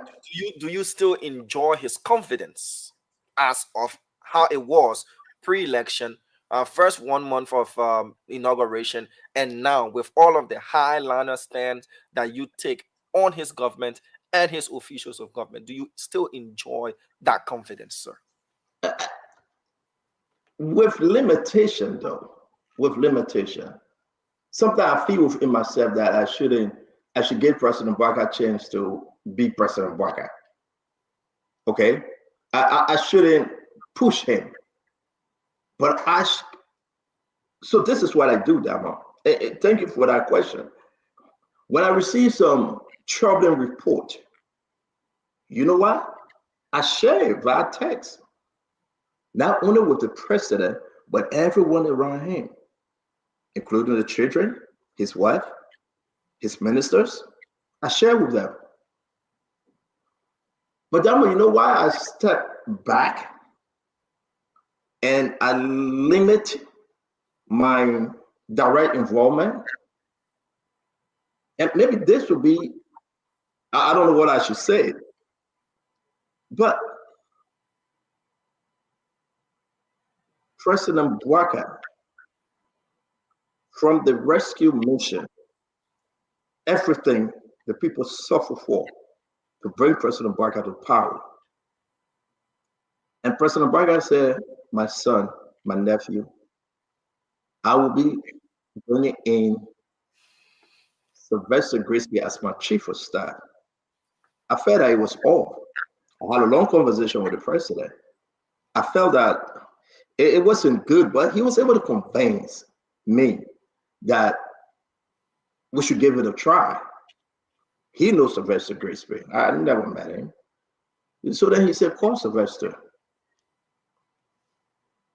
Then when he was in Maryland, he said, my nephew, I'm coming, call Sylvester Grisby. He will be at a hotel, let's try to arrange a room for him. I did. I was standing in front of Sylvester Grisby. I didn't even know the man, Damo. Yeah, how it was. So on that day, when the president was coming, I called Fagon. I said, Fagon, listen, the president is coming. I think you should leave from Tennessee and come. And Fagon said, well, but man, how will I come? I said, Fagon, listen, we take a cash app, get a plane ticket, come. This will be the great time for us to sit down and talk. So Fagon and myself Fagon came, we were there. Sylvester was in the hotel lobby, the restaurant portion of the hotel. He was writing on something. And I was standing there looking at the individual, he looking at me. So I called the president. I said, I'm not seeing Sylvester. So the president said, but he's there. He said, he's seeing you. I said, but I tell him to come to talk to me. I don't know him. And then Sylvester walked up to me and said, stand there. I said, oh, you Sylvester? I was still on the phone with the president. He said, yes, that's me. I said, okay. And that's how I met him. Sylvester Grisby and myself, he were my father from Sano.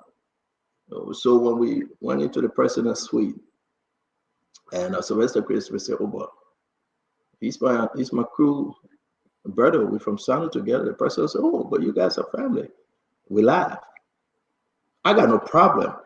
But then when you have mistakes in government, when we champion the people cause, President Bouaka can hire anybody in his government. I respect it. But when those people that the president trusts to do the work, when you find out that they are involved in stuff against good governance, stuff that involve tarnishing and reducing the legacy of President Bouaka, we should speak. That's what we should speak. There is no need for us to come and pretend. And that's why I stand. It can be the president whosoever. Once you go against good governance, we will speak against you. So that's the way it is, that's how it is. I have no problem with anybody. But when these guys don't feel that they can be more corrupt, when the guys don't feel that they can, they can do stuff to harm the Liberian people, I must speak, and that's why I'm doing continuously.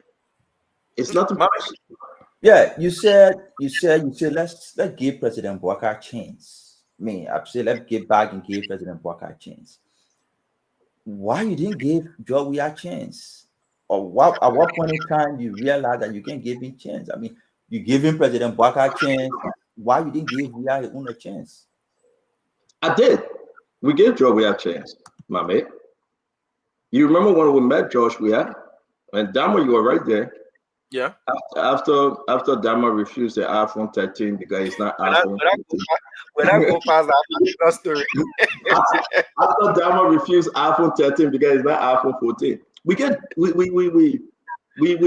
Weah. We met Joe Weah for almost 5 hours. I put a condition with Joe Weah because we're listening to the people on the street. I said, President Weah, listen, you have some individuals in your government. If you want to win the election, you can just go ahead, put them on the side, speak to the Liberian people, convince them that you mean business, that you are transforming your government, reshuffle in the period of time, the people will trust you. You know what then President Joe Weah said? Oh, let's win the election, and then we'll reshuffle. I didn't think it was a good idea, my mate. I didn't think it was a good idea. So, Mr. Witherspoon, there is no denying your involvement in the electing of the Bouakai Koun, ticket to rule in this country. But my question to you is, when you look back on Monday, the president will deliver his second State of the Nation address. But what is the state of the nation from your perspective, including documents you have in your possession? If I want to, quote one of your favorite lines, what's the state of the nation? Listen, we are not proceeding well. And I think the president should use the opportunity during the State of the Nation address to speak truth to the Liberian people. We are not proceeding well. We voted for Joseph Yuma Bouakai. Whether you're a Unity Party or Unity Party sympathizer, we are not proceeding well, to tell you the truth. If you talk about Joe Weah flying private jet, his friend gave it to him. And we are here with the same story, that President Bouakai flying private jet because his friend gave it to him. Guess what happened? The next president will fly private jet because his friend gave it to him too. Is that a story we should sell to the Liberian people? Is that a reform that we all fought for? Joe Weah's fly private jet. He is flying private jet. We beat on Joe Weah for it. The president, Joseph Yuma Bouakai, is on clip condemning it. So then, what will be our message? 2029. Joe Weah was bad. Joe Weah went to Ghana. Joe Weah went to Europe, but President Bouakai went to Lofa. Would that be our message? I don't think we are proceeding well. And I think that people around the president know that we are not proceeding well. We just can call some of them names, but they are troubled, Dama. They are very troubled. Let's talk about how they started the 586 yellow machine. Do we need yellow machine for agriculture? Yes. Do every county need yellow machine, Dama? Hell yes. But was it done correctly? No. No, it wasn't. And that's the problem. Will we get yellow machine in the country? Hell yeah, we'll get yellow machine. Can Liberian buy yellow machine? You put 21 million in the budget to buy yellow machine. Yes, we can. Why should we go to South Africa to give them $28 million when the machine costs them $21 million? Why were they asking for $84 million? That was yes our problem. We are supporting the government. And those that supported President Bouakai, President Weah at the time, they found it difficult to tell the story because you know what? When a man says he's hungry, you cannot say he's lying on his stomach. The man that say, I'm hungry, I'm not eating 3 days, you say you're lying, you're not hungry. How will you start that story?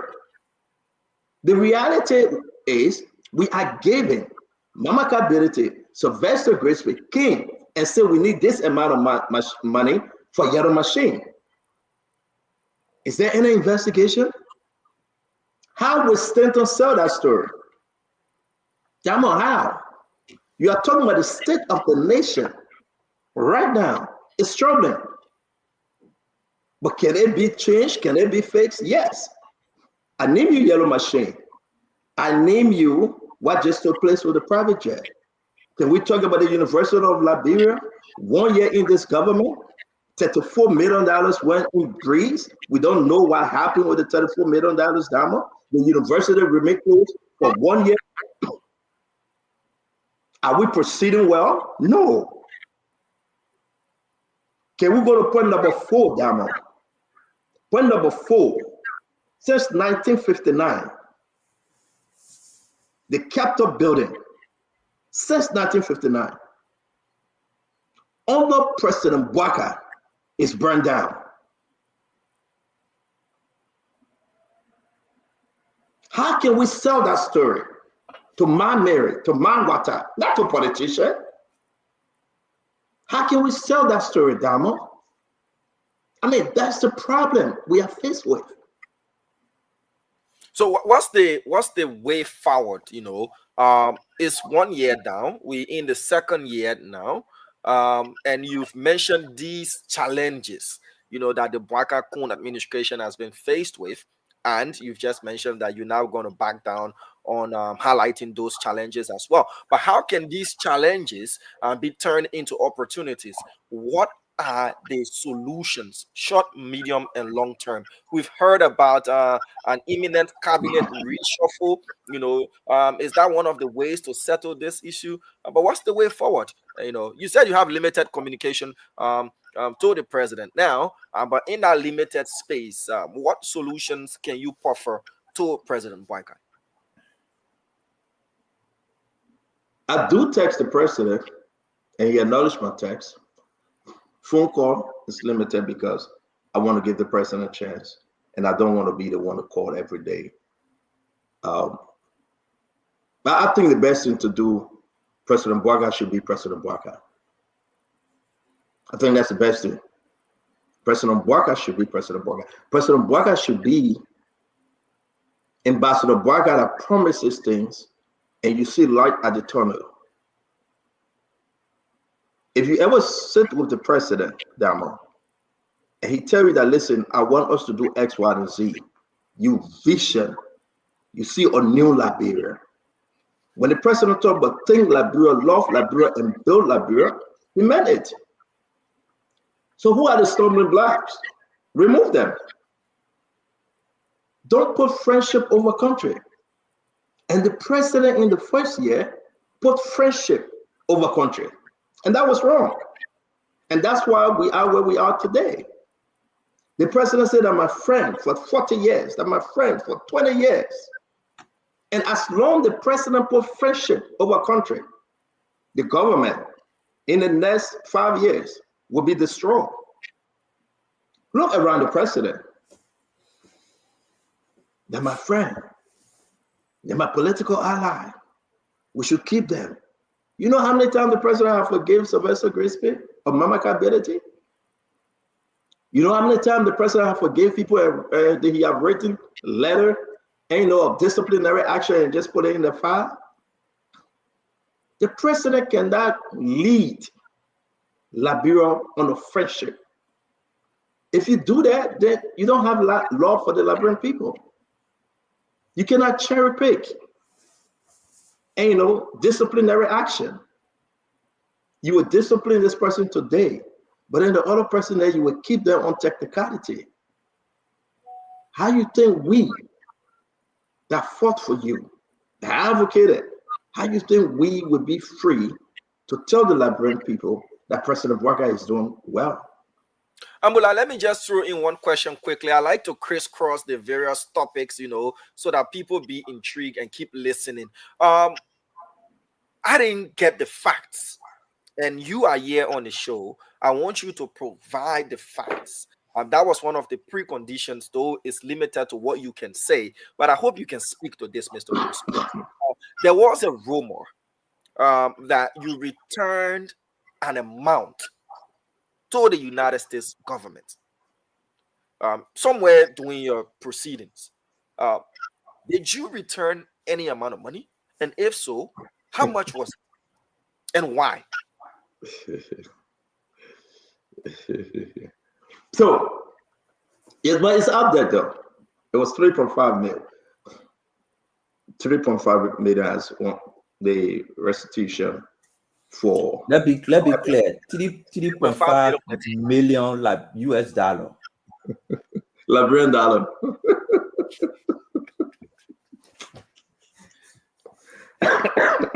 Let be clear, Stanton. Let be clear. 3.5 US. 3.5 million US dollars. It's public record. It's out there.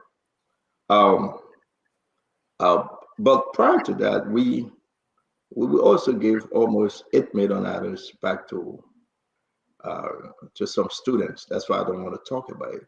It's not only the 3.5 million. It's also we're able to give almost $8 million back to students. So when you talk about students, I told you that they had other issue, other way to get right. So yeah, so the whole process is talking about, you can do the math. We gave the code $3.5 million, and we US dollars, and we gave almost around around that amount to student as well. Was it part of an advice from your lawyer? Because I mean, people listening to you, I mean, we are all human beings. People can fall in trouble all the time. Was it an advice from your lawyer that you need to do this to show remorse, to show that, I mean, I did not get into this because of the money, so I'm giving it back? What was the motivation behind turning over 13, 14 million back? Like I know other cases, people will hold the money, go spend 4 years in jail, come back and enjoy their money. What was the motivation behind your strategy to give back over 13 million? And so while in the court, when they, the court was a public thing in a way. When my lawyer said, "Oh, we have the check of 3.5," the judge said, "I have never seen this in all of my practice." The judge said that, but it was necessary. It was necessary. You said something good. Listen, go spend time in jail and keep your money, or But listen, my man, what took place?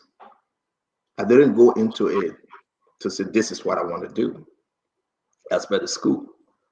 It was necessary we pay the money. It was the advice of my legal counsel, my wife, and that we take care of it. And I felt good. I went to the bank. The bank gave the check of $3.5 million, took it to the court.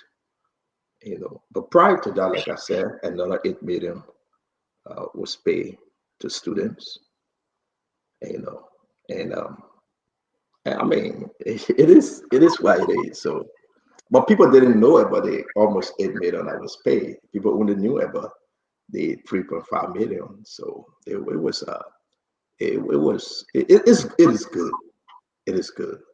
Once you cooperate well, and God first, God is on your side, things will work fine. Mr. Weatherspoon. Now, what are you thinking about? You get about million and you're thinking, Daniel Antana Chaklana, my man. Yeah. Any regrets, when you sit back and you look at what your intentions were? You just mentioned that it was all about the school, and wanting to provide education and all of that, and everything else happened in the middle. When you sit back, any regrets that you look back at and say, look, if I could, I don't know which artist sang that song, but if I could turn back the hands of time, I would change this and I would have done this different. Yeah. But so Gamma, listen, I went to Jersey College, and I did LPN at Gloucester Technical School after I left Burlington College, and I wanted to do nursing because of my father's illness. I went to Jersey College to do my RN.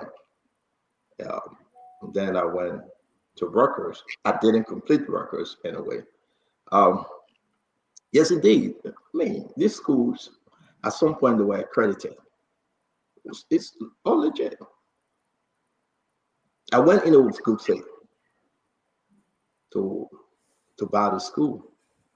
Like I regret the end game.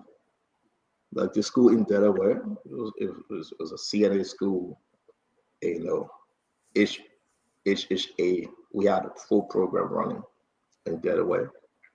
Um, yes, I do regret that one. I do sincerely regret. You know, most people benefited. It has some legal side to it, and it has some bad side to it, of course. And at the given time, we were explaining, you know, we were explaining holistically. But I do regret, seriously. There's been no one to say that, you know, it was a joyride and you should be proud. No, I am not proud. No, I am not. You asked a good question. You know, I'm taking back. I'm sincerely sorry to all those that got caught in the middle. But yet and still, that piece of the story will come up, and people will understand how we got there. But because that was of my the first question. investigation, But you said it's limited because it's still ongoing as to yeah, but how. you're trying, and you know that I taught you. You're trying, so keep on trying. How did we get here? But I'll ask my last question, and Mame can close up. You know, we've touched on the politics, we've gone to your personal life, the legal side, and all of these things. But I asked a two-part question. Question number one: did it teach you to know who actually your friends are? You know, I remember that video. We played that song, we danced to that song, not knowing what was going to happen. You know, later on, find a friend like me, and you talked about, you know, people leaving you, deserting you along the way, and the show was a therapy for you as well. And my second part to that question is: do you harbor any political ambition, sir? Whether somebody will say ambition according to the code of conduct is hard to define, but looking at the country, do you think you can make more of an impact as an insider participating in the process, or from what you do that as well? So my question on the friends, do you from that, do you know who your friends are? Are you not careful as to how you pick your friends and all of that? People were riding on you like the elephant and the tick. And now, do you have any political ambition, sir? Make to be an insider. Political ambition where? Liberia? Of course. Mommy, Diamond, God has everything, right? I came on the show today to be grateful to all the Liberian people home and abroad.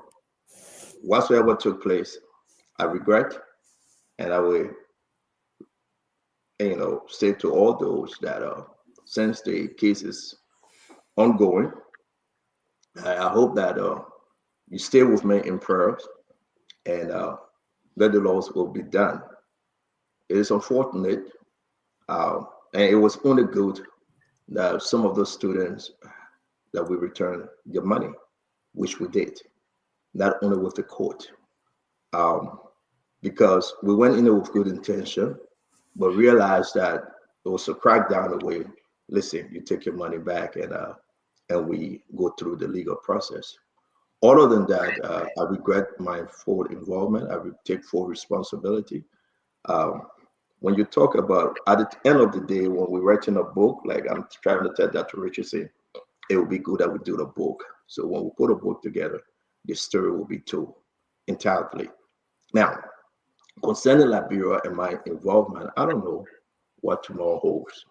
I'm focused here that this be resolved. 2029 is 5 years away. But the Liberian people need to understand, for us to have a better Liberia, Dama, I don't know how old you are, we should all sit back and get involved through the process. Like I always tell Mommy, we have to get involved. We just cannot, 5 years from now, how old will be Jose Yumabwaka? 5 years from now, how old will be Madam Salif? How old will be some of these guys that hanging around, these great leaders that love the country, but things are proceeding wrongly? We have to get involved. How are we going to get involved? We ask God for directions, but we have to get involved. We have to change our country. We have to, Dama. Make no mistake. There will be no way for us to sit there and just talk from the back all the time. God will bless us financially. God will bless us with the people. The people have heard the message. They will come around. Liberians will accept our message, and we have to help to transform the country. Should there be Jeremiah Kuhn and George Mannawea 2029? Then we need a third option. Yeah, who would that third option be? We need a third option. As a third option. I mean, listen, Damo, God has it. But should we go back to CDC? And if Unity Party fail, should we come back to Unity Party? Then why are we fighting? What are we preaching? When you say that, then it brings to mind some rumors that we've heard, Ambulai, that your stance, your critiquing of this government is a ploy, to make everything look bad and you look good. And now you're talking about third option. Do you harbor any intentional malice towards this regime? People try. I wish the government well. If President Bouaka can reshuffle today, I would be happy. The office of the First Lady just came up while we're on the show. She just suspended Vavi Holmes. And we'll be discussing it tonight on the Spoon Talk. Of course. Okay. She just suspended Vavi Holmes for selling scholarship to Liberians. We should applaud the office of the First Lady for that action. But Vavi Holmes also worked at LRA. So what will Commissioner Doba Jala do? Will he be suspended also? Will Commissioner Doba Jala suspend Vavi Holmes also? What about, if you call that a scam, what about Nicotech? Was it a scam? Damn it. If President Bouaka proceed correctly, I would be so happy and beg the president to go for his second term. Even in Webar, we would take him. But if he proceed wrongly, then I would tell the president, say, please don't run again. Because the Liberian people will reject you, like we told George Mannawea. But if there would be George Mannawea, CDC, Jeremiah Kuhn, or Joseph Yima Bouaka Unity Party, I beg the Liberian people to accept a third option. And we all should come forth to talk about a third option. Because we cannot leave from a frying pan to a frying pot. We can't. So, sir, my question is, do you consider yourself as a third option? I consider myself to listen to the will of the people. I consider myself to wait for the time and season that God is going to give us. I consider myself to do that which I can do now, to continue to educate the Liberian people that we are not a stupid nation. We are not a stupid nation. When you go to the marketplaces, Damo, and the people look in your face and tell you the first year of Joseph Yima Bouaka is worse than the first year of George Mannawea, it is concerning. When the information minister come out and say those people are fake people, there's something serious happening with this government. So we have to tell the Liberian people, but we still have time in this government. We still have time. President Bouaka still got 5 years. In this year alone, he can transform the government. In this year alone, he can improve the lives of the Liberian people. The people will forget the first 1 year. Can that happen? And if it is not, we will champion in every county, Damo. Before Mama come in, let me say this. God will bless us that we will go from county to county, district to district, speaking to the Liberian people that CDC fail you, Unity Party fail you. It's time that you accept a third option. Because another 12 years, you may not be alive. Your children will be turned into Zokos. Your grandparents will die because of no medication, no hospital. What is happening to our country? When you have ArcelorMittal, when you have Western Cluster, B Mountain, those people that exploited our country because of the government approval, it's troubling. And we have to remind the Liberian people that they still have an option. And that option will be the third option. So, Dama, I mean, don't push me, my man. Third option, Ambula. You've heard the phrase now being used, the third option. The CEO smartly evaded the question, but laid the basis for you to critically think and analyze and get your answer from it. Mame, send me the answer. But Mame, go ahead so that we can start wrapping up at least to give. So you're gonna take phone calls, right? Or no Yeah, phone calls? Okay. Yeah, but yes, I mean, we'll talk the politics on the Spoon Show. The show was basically, most importantly, for Stanton to have the time to explain his story, so people at least have a glimpse of things that are happening. We'll talk politics about, what I feel, we are feel, what the options are. We'll have those conversations. But Stanton, man, I mean, indicted over a year ago. 2 years. Over 2 years. 2 years. Every 2-3 months, Stanton's supposed to go to jail. You send back over 11 million back to government and to the other people. You having people pray for you. You fighting your own case through a lawyer. The show has become a therapy for you. You reconnected with your people. Your family was affected. They got back connected. You reunited with them. Friends left you. Liberians listening to you today, what can you say about the future? Do they keep praying? Do they keep hoping? Praying for what? Hoping for what? Mama, thank you. Yes, we will pray continuously. Cease not to pray. Even when all seem well, cease not to pray. Praying for what? Hoping for what? Praying for a comprehensive result. Praying for the result that indeed that we can stay here and speak and tell the Liberian people the full story. Tell the Liberian people how it started, what we went through, and what we're going through continuously.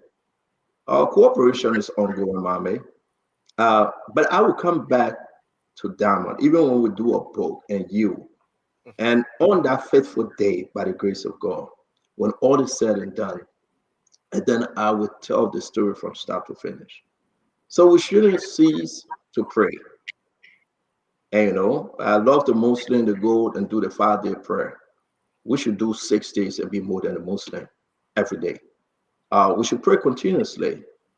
We should also pray that we be here to help this government and open the eyes. Mame, you think you're going to know that Vivian Holmes was selling scholarship?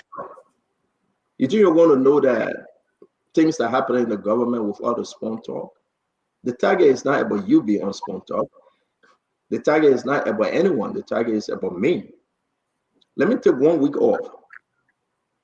And you see what happened. We are humble and we are grateful to God. Let's pray for Liberia, Mame. Our country is not proceeding in the right track. Whether you're senators or representatives or ministers or director, president or vice president, our country is not proceeding in the right track. And let's pray for those that got affected through the process because of me. Most of them, if they reach out now, they will say, Stanton, we in prayer. Those people that were angry, most of the students, they will reach out and I will not reply. And I hope I'll have the chance to reply. They created a prayer group. The student, they wrote their own papers to the court. Most of them, they are praying. Because you know what? I went in it with love. There was something along the line, but the story will be told. So we should pray, Mame. We should. Thank you. Yeah. Thank you so much, Mr. Witherspoon, for availing yourself. I would ask you to kindly remain on as we take calls. At least we can take 10 minutes of calls. 077771075, 055101075 as our guest. The first edition of the show, The Pulse, here on the Spoon Network. Remember, Spoon Talk comes your way tonight. Yesterday, due to some technical issues, we couldn't air the one-on-one of the CEO, but hopefully those technical difficulties have been resolved. This show is going to come your way Monday to Thursday, 3 p.m. to 5 p.m. Today is a special edition, so we've asked for an extension. is also opened to your advertising as well. If you want to advertise your goods and your services, this is where you can connect with us. My number, I'm going to read it out for you to call for us to discuss business. For those of you watching, it's currently scrolling under the screen. You can also reach out. This is in no competition. The Spoon Talks alternative, no, but it's an afternoon program for you to be able to air your views, your opinions, be featured, and all of that. It's a way the network is keeping you engaged and providing to you the adequate information that you need. So you have Spoon Talk for dinner, you have the morning show for breakfast, and you have the afternoon show for your lunch as well. 0777-771075, 0555-101075. We'll post a WhatsApp number that you can call as well. Mr. Witherspoon has been explaining not so much the nitty-gritties, but he's given us some insight into what has never been told since January 2023 up to now. Let's take this first person on the line. Hello. Hello. Hello, you live. Go ahead, please. Go ahead. Your name and where you calling us from? People you're calling from LPR. Please go ahead. 1 minute. You got me? Live. Let's go ahead so we can hear you. Yes, I want to appreciate the former speaker, CEO, and also I'm thinking of calling him the incoming. Anyway, I want to appreciate his effort and also the strong decision that he has taken to come on the media to enlighten us on things that are happening to him and the country. I just take this to appreciate him for his effort. We are with you, we pray for you, and we stand with you anyhow, anywhere, by the grace of God. Even though we don't have the chance to support you, but we are in prayer with you to support you. So we pray the best for him to help you in that. Thank you very much for your effort. Thank you. Thank you for calling. Let's take this next person here. Good afternoon to you. Yeah, good afternoon to Spoon FM family and good afternoon to my peace-loving people of the Republic of Liberia, and special good afternoon to Stephen Witherspoon, the CEO of Spoon Network. Thank you for your numerous contribution to our country, Liberia. Mama Liberia is all we have. By the way, the introduction, I'm Alfonso E.F. Kamal. I joined this peaceful conversation from a peaceful resident this afternoon, Transformer Community, relatively within District number 10 Road. Thank you for the topic on the discussion. Witherspoon, we all have to make our country a better place as a Liberians. Because Liberia depends on Liberians. We are a nation builder. Financially, morally, socially, all aspects, Liberia, we need to stand. We are not knowing where our country is heading to. So, CEO, we need all of your contribution. Liberia is at the stage. Liberia is at the stage to where we are going to the junction. So we are begging you people that are out there, keep pushing the government, keep advocating for this country. We need justice. We need rule of law. We need Liberia to transform. All right, sir. So declare your intention to rule for this country. We're not for party level. We need competency. Competency be experience and qualification. So when you are qualified as a Liberian, we can go about voting. It's not how long you've been in the it's not what you have or your ability to transform this country. And we believe in your numerous contribution and your humanitarian contribution to this country. Certain Witherspoon, we will stand by you by all means. If you have ambition at this time, wait for your ambition. Because this country will not want to proceed. All right, sir. Thank you. My contribution this afternoon also. Thank you. 0777-771075, 0555-101075. In a tell-it-all interview, or should I say, Mr. Witherspoon has been explaining his ordeal as well as give his political perspective on the climate of the country. The WhatsApp number is there for you to call. Let's take this next person quickly. Hello. Good afternoon, Damo, and good afternoon to our CEO. Calling from Banga to the Bonkane this afternoon. Go ahead, please. Yeah, I want to thank the CEO coming up for explaining his story to the Liberian people, but I got an advice for him. During the past, your radio station is a bit jammed by those people who appearing on your show every night The Liberian people are getting angry with what is going on. They never shut down the radio station. I one of those that were there for the protest, so they can close the radio station down in the past.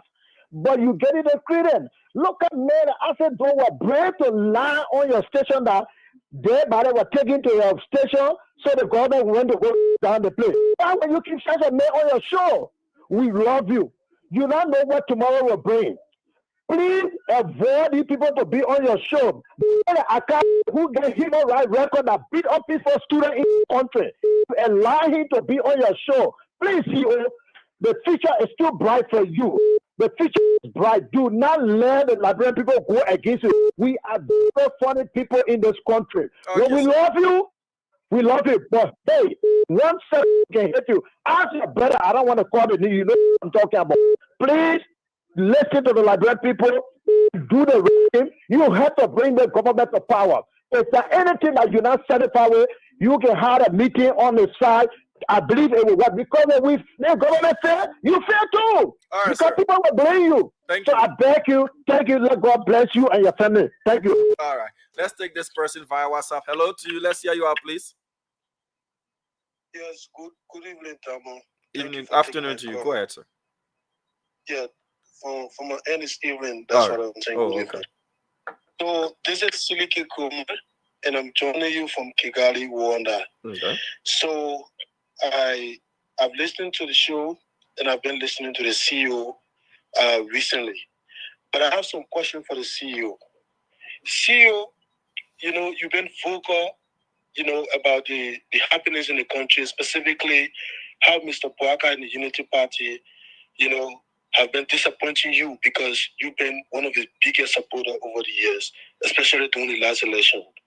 But it's very, very unfortunate, CEO, because people like you should have known better. Coming now to talk and criticize and do everything that you are doing, it's not going to change anything. Liberians are suffering in the country.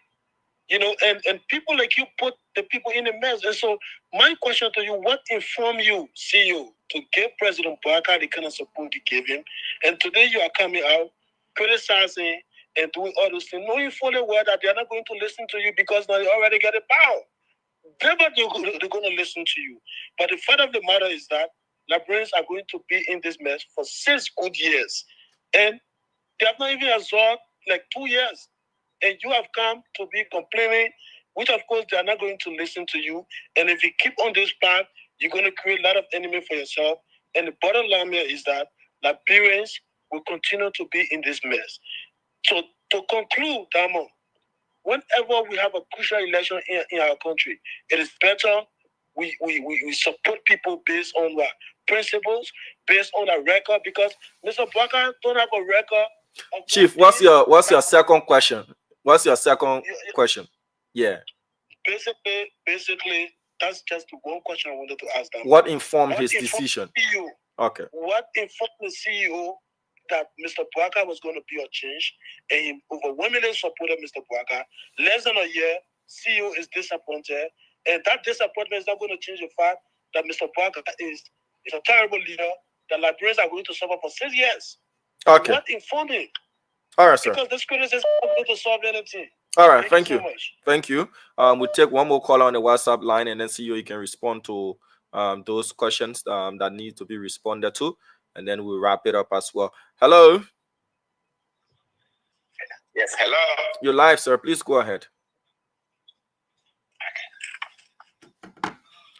You're live. Please go ahead. Thank you. We are in prayer with him. Things will be okay with him. But for a fact, this Bouaka government is a complete disgrace. To all the Liberian people, even to all the other help support Bouaka. Thank you. Thank you. All right, CEO. We have to go. We asked for 30 minutes extension. We've gone 4 minutes past by extension. On your first show, you asked for extension. Wow. Because the guest had a whole lot to say, and it's good when your guest is also, a decision maker in the institution. You can get away with that. You're trying to cover me up. Yeah, Yeah, but just to respond to the callers and to wrap up for us as well. yes, Dama is very important. Thank you very much for having me for an hour, maybe 15 minutes. I appreciate. As always, you can call upon me, and I can guarantee you, by God's grace, once it is all said and done, you will have the first interview. I want to say I'm grateful to God. I'm thankful for all those join us and all those that follow in the process. I'm thankful for the United States legal system. Man, the lawyers and the justice system, they are wonderful, and we are grateful that yet indeed the judges and the prosecutor and everyone else, that these people will no favor the practice I wish to preach, and we are grateful. And the student, again, on behalf of myself and the entire team, those that got affected, we apologize, and we hope one day that we can sit down and the story will be told. But again, I'm grateful to God for you having me today. Now, people say don't bring in sedition. When we're trying to get rid of Joe, where people are saying the same thing, don't bring in unity party. You on the show, you know that. That's what it was saying. But the network for the Liberian people, I cannot stop anyone. Even those that left, that want to come back, they can come back. I just cannot stop anyone. It's not about party. It's about the Liberian people. So my brother that love me so much, I love you too. But CDC, UP, ANC, anybody can come on and make the case and let the Liberian people decide. I agree with the other brother who says that yes, we championed Joseph Yuma Boaka. We brought him to power. But yes, we did that because it was important to do. You had Joseph Yuma Boaka and George Manawea. We had to take a decision, and we had to talk to the Liberian people, Damo. Now we passed that stage, we got to correct the president. We got to remind him. Everything we champion, everything we pray to God for, you are the president today.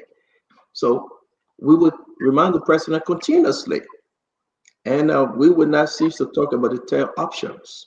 Because people in Lofa, Nimba, the southeastern part of the country, the western part of the country, the central part of the country, they need to hear the message that if this government fails you, God forbid, we hope not. And CDC will know about CDC. The entire option is important. And the Liberian people will embrace their option. And Dama, I'm very grateful to be on the show, especially with Mami.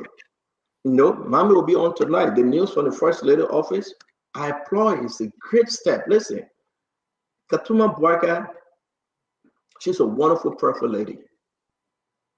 And everything I do, I always remember when we used to hold hands, she and myself, and we used to pray. She got a big black Bible, a big old black Bible. I owe my child with the Bible. And the decision she took today was great. Suspend them. This thing must happen. So to my friend Mame, at some point you see Mame talking about, moderating the show. Well, Mame is fully, listen, he's fully part of the Spoon Network. Don't get it twisted. And I'm trying to work with Mame. I beg him, let me take some week off that he can come. We're working on our schedule. Dr. Richardson, Mame, I don't know where Fadiga came from. He's in and out. We have some great people on the show. You have, the producer, James, the entire staff, Madam Titi. I'm grateful for Madam Titi. She has turned to be a mother to me, not only a CEO. She's super. And look at you, you're having your own show today. The entire staff, that's all of you. I'm grateful for every one of you.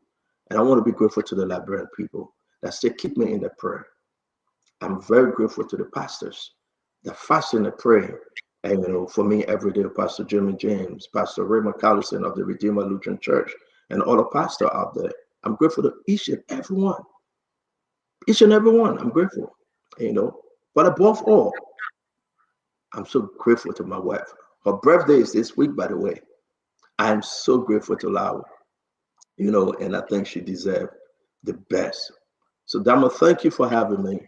Grateful to my daughter Aliyah, who's in the doctoral program by God's grace, to my son Samuel, to Dama in Liberia, to Stanton Jr., and to Alakamani Mobile. I'm grateful to all my kids, my grandchildren, 3. 3 grandkids. And I have Levi here leading the way. He's the champion on this. You and Levi can be on here. Yeah, he's waiting for me. He's waiting for me because we gotta go watch. We gotta go watch Sing Along. So I'm grateful to Levi as well. My mom, thank God, she's moving strong. My sisters, my brothers, all of them. I'm grateful that we're here. Tama, we're here, and we are grateful. Yeah, Mama, thank you very much, my friend. But don't forget tonight, I gotta announce this. There's a possibility that we will be having grace. If you look on the charge sheet from the court, from Fonati Kofa office, they mention one grace from Fonati office. I'm speaking to her. Possible we may have her tonight that she can tell her story. When I spoke to her today, she said, Stanton, nobody reached out to me. I don't know what my name on the sheet. Nobody invited me. I don't know what's going on. And I'm asking her to join us tonight to speak to the issue. Also, Edom Evan Snow will be on tonight also on the Spoon Talk to talk about what is happening in the country. Don't forget, Spoon Talk will be powerful tonight, and I will be in my Zico mood. I want to be grateful to all of you. Mama is not going anywhere today. It's Saturday. He cannot escape. He will be on likewise. May God save our state. May God bless every one of you. I love you all. Let's continue to pray for our country. Liberia is the only country we have, and God will see us through. Have a good afternoon. Be blessed. Bye. Bye-bye. See you on the show. Thank you to the former CEO. So we're wrapping up. This has been our premiere edition. The pause comes your way every Monday to Thursday at 3 p.m. to 5 p.m. We had an extension due to the appearance of the former CEO, Mr. Stanton Alexander Witherspoon Sr. So if you do want to advertise your goods, your services, this is the platform for you to do so. You can contact me on 0770 304519 0770 304519. If you want to appear as well, we can talk about what it is you want to talk about on the show, and we provide you the opportunity. This is not a political talk show. This show is going to cut across all sectors of the country, and we'll be bringing different guests or diverse guests, if you want to call it that way.